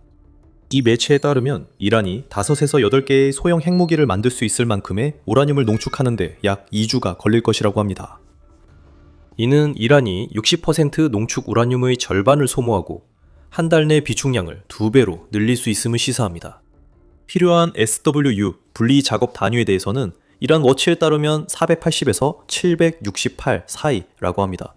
이것은 앞서 공유한 추정치와 일치하며 이란이 많은 이들이 생각하는 것보다 핵무기에 훨씬 더 가까워졌다는 추가 증거입니다. 이번에는 몇 가지 주의할 점이 있습니다. 이란은 원심 분리기가 접근, 작동 가능해야 하지만 항상 보장되진 않습니다. 앞서 언급했던 벙커버스터 폭탄들은 이란의 지하 핵시설을 목표로 했으며 우리는 아직 어떤 시설이 살아남았고 어떤 시설이 파괴됐는지 정확히 알지 못합니다. 이란이 자체적으로 핵무기를 개발하는데 얼마나 가까워졌는지에 대해 과학계 내에서도 이견이 있습니다. 그런 이견을 내는 사람 중 한 명이 제임스 마틴 비확산 연구소의 제프리 루이스입니다. 3월 11일자 사이언티픽 아메리칸 기사에 따르면 루이스는 이란이 핵무기에 가까워졌다는 증거가 없다고 주장했습니다. 같은 루이스는 미국이 이미 2025년 여름에 시작된 미드나잇 해머 작전 중에 이란의 주요 농축 능력을 완전히 파괴했다고 주장한 바 있다고 지적합니다. 또한 이란 정권이 핵폭탄을 만드는 데 도움을 줄 수 있는 전문가가 국내에 얼마나 남아있는지도 의문입니다. 그래도 농축 우라늄은 남아있습니다. 우라늄을 이란이 보유하고 있는 한 트럼프와 중동 전체의 문제입니다. 이란이 파괴된 것으로 여겨지는 농축 시설을 재건할 수 있다면 미국과 동맹을 맺은 여러 걸프 국가들의 문턱에 핵 파멸이 닥칠 수 있습니다. 따라서 미국은 60% 농축 우라늄을 압수해 이란의 추가 농축을 막는 것이 가장 간단한 조치로 보입니다. 여기서부터 우리는 에피퓨리 작전이 공중작전에서 지상임무로 전환되는 변화를 보기 시작합니다. 하지만 이러한 임무들이 어떻게 진행될지 더 깊이 들어가기 전에 여러분은 지금 더 밀리터리 쇼를 시청하고 계시다는 점을 잠깐 상기시켜드립니다. 저희는 헤드라인이 아닌 전체 그림을 전합니다. 구독하고 최신 정보를 받아보세요. 미국이 지상작전을 시작하면 가장 먼저 이란의 농축 우라늄을 찾아야 합니다. 이란이 그 물질을 어디에 보관하고 있는지에 대해서는 이미 꽤 잘 파악하고 있는 것으로 보입니다. 국제원자력기구 IAEA 라파엘 그로시 사무총장에 따르면 가장 유력한 후보지는 이스파한과 나탄즈로 두 곳 모두 미국이 미드나이트 해머 작전 중 대형 벙커버스터 폭격기로 공격했던 장소입니다. 그로시 사무총장은 이란의 농축 우라늄이 첫 번째 장소의 지하 터널에 보관돼 있을 가능성이 높고 두 번째 장소 어딘가에는 추가 비축분이 있다고 주장합니다. 그리고 두 장소 모두에서 이란은 우라늄을 추가로 농축해 핵폭탄에 필요한 90% U-235 농도에 도달할 수 있는 원심 분리기를 보유하고 있는 것으로 전해집니다. 원자력 과학자 회보는 3월 29일 이스파한 핵시설의 위성사진을 보도한 기사에서 이 평가에 동의하는 것으로 보였습니다. 그 사진들에서 특히 주목할 만한 것은 컨테이너로 가득 찬 대형 트럭이었습니다. 컨테이너 내부는 알 수 없지만 사진 시기와 적재물을 고려하면 이란이 농축 우라늄을 이스파한으로 옮겼다는 간접 증거가 됩니다. 얼마나 많은 양인지는 불분명합니다. 이 회보는 그것이 전체 물량일 수 있다고 추정하며 이는 나탄즈 저장분이 더 이상 없다는 뜻입니다. 이로 인해 미국은 어려움을 겪게 됩니다. 확인이 안 됐으니 이란 우라늄이 한 곳에만 있어도 두 곳 모두 지상작전을 준비해야 합니다. 이스파한에 있는 지하 터널 단지도 여전히 어느 정도는 가동 중입니다. 그로시 언급처럼 미드나잇 해머 작전은 터널 무력화에 실패한 듯합니다. 터널 네트워크의 복잡성은 현장 미군 요원들에게 또 다른 난관을 안깁니다. 터널에 들어가는 것만 문제는 아닙니다. 이란의 우라늄이 어디에 보관되어 있는지 알아내기 위해 병력과 부비 트랩으로 방어되고 있을 수 있는 그 터널들을 헤쳐나가는 것이 문제입니다. 지금까지 알 수 있는 것은 펜타곤과 트럼프가 고려하고 있을 어떤 작전도 일반 보병만으로는 완수할 수 없다는 점입니다. 이란의 농축 우라늄을 지하 터널 네트워크에서 제거하는 것처럼 복잡한 임무에는 특수부대가 반드시 필요합니다. 또한 이 네트워크들의 과거 손상으로 작전이 더 복잡해질 수 있습니다. 미국이 실제로 지상군을 투입하기 전에 먼저 터널로 들어갈 적절한 입구를 식별해야 하고 이란이 그 입구들을 방어하고 있을 가능성, 그리고 미군이 도착하면 그 입구를 붕괴시킬 수 있다는 가능성도 고려해야 합니다. 이건 특수부대 한 개 부대만으로 될 일이 아닙니다. 미국이 이 모든 장애물을 극복하기 위해 필요한 것은 역사상 최대 규모의 특수부대 팀입니다. 이스라엘 타임스에 따르면 미국은 이스파한에 최소 1000명 이상의 인력이 필요할 수 있다고 주장합니다. 해당 매체에 따르면 그 인원들은 현장을 점령하고 이란 우라늄을 반출하며 필요시 이스파한을 계속 점령해야 합니다. 이 과정에서 이란의 미사일, 드론 공격도 마주칠 수 있습니다. 이란은 또한 약 200kg, 즉 약 440파운드의 우라늄을 U-235 기준 20%까지 농축한 것으로 전해졌습니다. 미국이 그 우라늄도 반출해야 한다고 결정할 경우 더 많은 양 때문에 작전 시간이 더 늘어나게 됩니다. 이 작전의 성공은 미국이 투입 전 얼마나 많은 정보를 아느냐에 달려 있습니다. 미국이 알고 있는 것은 이란이 얼마나 많은 농축 우라늄을 보유하고 있는지, 그리고 그 우라늄이 어디에 보관되어 있을 가능성이 높은지입니다. 타임즈 오브 이스라엘에 따르면 미국은 또한 농축 우라늄을 회수할 수 있는 이스파한으로 통하는 좁은 진입로를 파악했다고 믿고 있습니다. 이란이 특정 진입로를 아는지 논란이 있습니다. 알게 되면 그곳을 함정으로 만들 수 있기 때문입니다. 하지만 미국이 알고 있거나 적어도 알고 있다고 믿는 가장 중요한 사실은 미국이 이런 종류의 작전을 수행할 능력을 갖추고 있다는 점입니다. 트럼프가 모든 것을 걸 때라고 결정한다면 이 작전은 역사상 가장 인상적인 특수작전 중 하나로 기록될 것입니다. 그리고 아마 이런 모습일 것입니다. 이란 우라늄 압수 시도는 특수부대 요원이 해당 현장으로 비행에 들어가는 것으로 시작해야 합니다. 이란에 우라늄이 있을 가능성이 가장 높은 장소로 보이기 때문에 여기서는 이스파한을 가정하겠습니다. 이스파한은 내륙에서 수백 마일 떨어져 있기 때문에 상륙 작전은 불가능합니다. 공중 투하 방식이어야 하며 미군은 공중에 있는 동안 반드시 휴대용 대공 미사일이나 드론에서 발사된 미사일을 맞닥뜨릴 것입니다. 미국은 사전에 이스파한에 대한 공습을 감행할 수 있지만 복잡한 터널에 숨길 수 있는 어깨에 장착하는 대공 방어 무기에 대해 그 공습이 얼마나 효과적일지는 두고 봐야 합니다. 그래도 그 공중 폭격은 일어날 것 같습니다. 미 해병대와 국방정보국의 전직 작전 전문가 제임스 해키슨, 이 폭격이 바로 82 공수사단과 페르시아만으로 향하고 있는 두 해병 원정대가 투입되는 시점일 수 있다고 제안합니다. 그들은 이스파한 주변을 약화시키기 위해 배치되며 해킷은 그 이유를 설명합니다. 목표는 지상군이 저항 없이 어둠 속에서 진입하게 하는 것입니다. 이 공습으로 인해 이란은 앞으로 무슨 일이 일어날지 어느 정도 눈치챌 수 있겠지만 미국 입장에서는 운이 좋다면 이란 정권이 이번 공격을 미국이 이란 내 10,000개의 표적을 공습한 작전의 연장선으로만 받아들일 수도 있습니다. 이스파한같이 민감한 곳에서도 추가 공격이 잘 인식되지 않을 수 있습니다. 제압 작업이 완료되고 방공망과 드론이 처리된 후 미 특수부대가 상륙합니다. 그 전투 병력은 즉시 주변을 확보해야 하며 이는 미 해병대와 82 공수사단 낙하산병들이 맡을 수도 있고 그동안 특수부대는 이스파한 내부로 침투합니다. 공병대도 구착 장비와 함께 현장에 투입되어야 합니다. 그 공병대는 지뢰와 부비 트랩을 탐지하는 임무도 맡게 됩니다. 반출을 위해서는 명확한 통로가 필요하므로 이 공병대가 특수부대보다 먼저 투입되어 특수부대와 협력해 이스파한의 터널을 돌파하게 될 것입니다. 그리고 나서 본격적인 반출 작업이 시작됩니다. 월스트리트 저널은 이란이 농축 우라늄이 담긴 스쿠버 탱크 형태의 특수 실린더를 약 50개 보유한 것으로 추정한다고 전했습니다. 미국의 특수부대가 그 실린더들을 식별할 수 있어야 하며 이는 방사성 물질을 제거하기 위해 특별히 구성된 특수작전팀이 반드시 필요하다는 것을 의미합니다. 사고가 발생할 가능성도 있기 때문에 실린더들은 누출이나 더 심각한 문제를 방지하기 위해 보호용 운송 용기에 넣어야 합니다.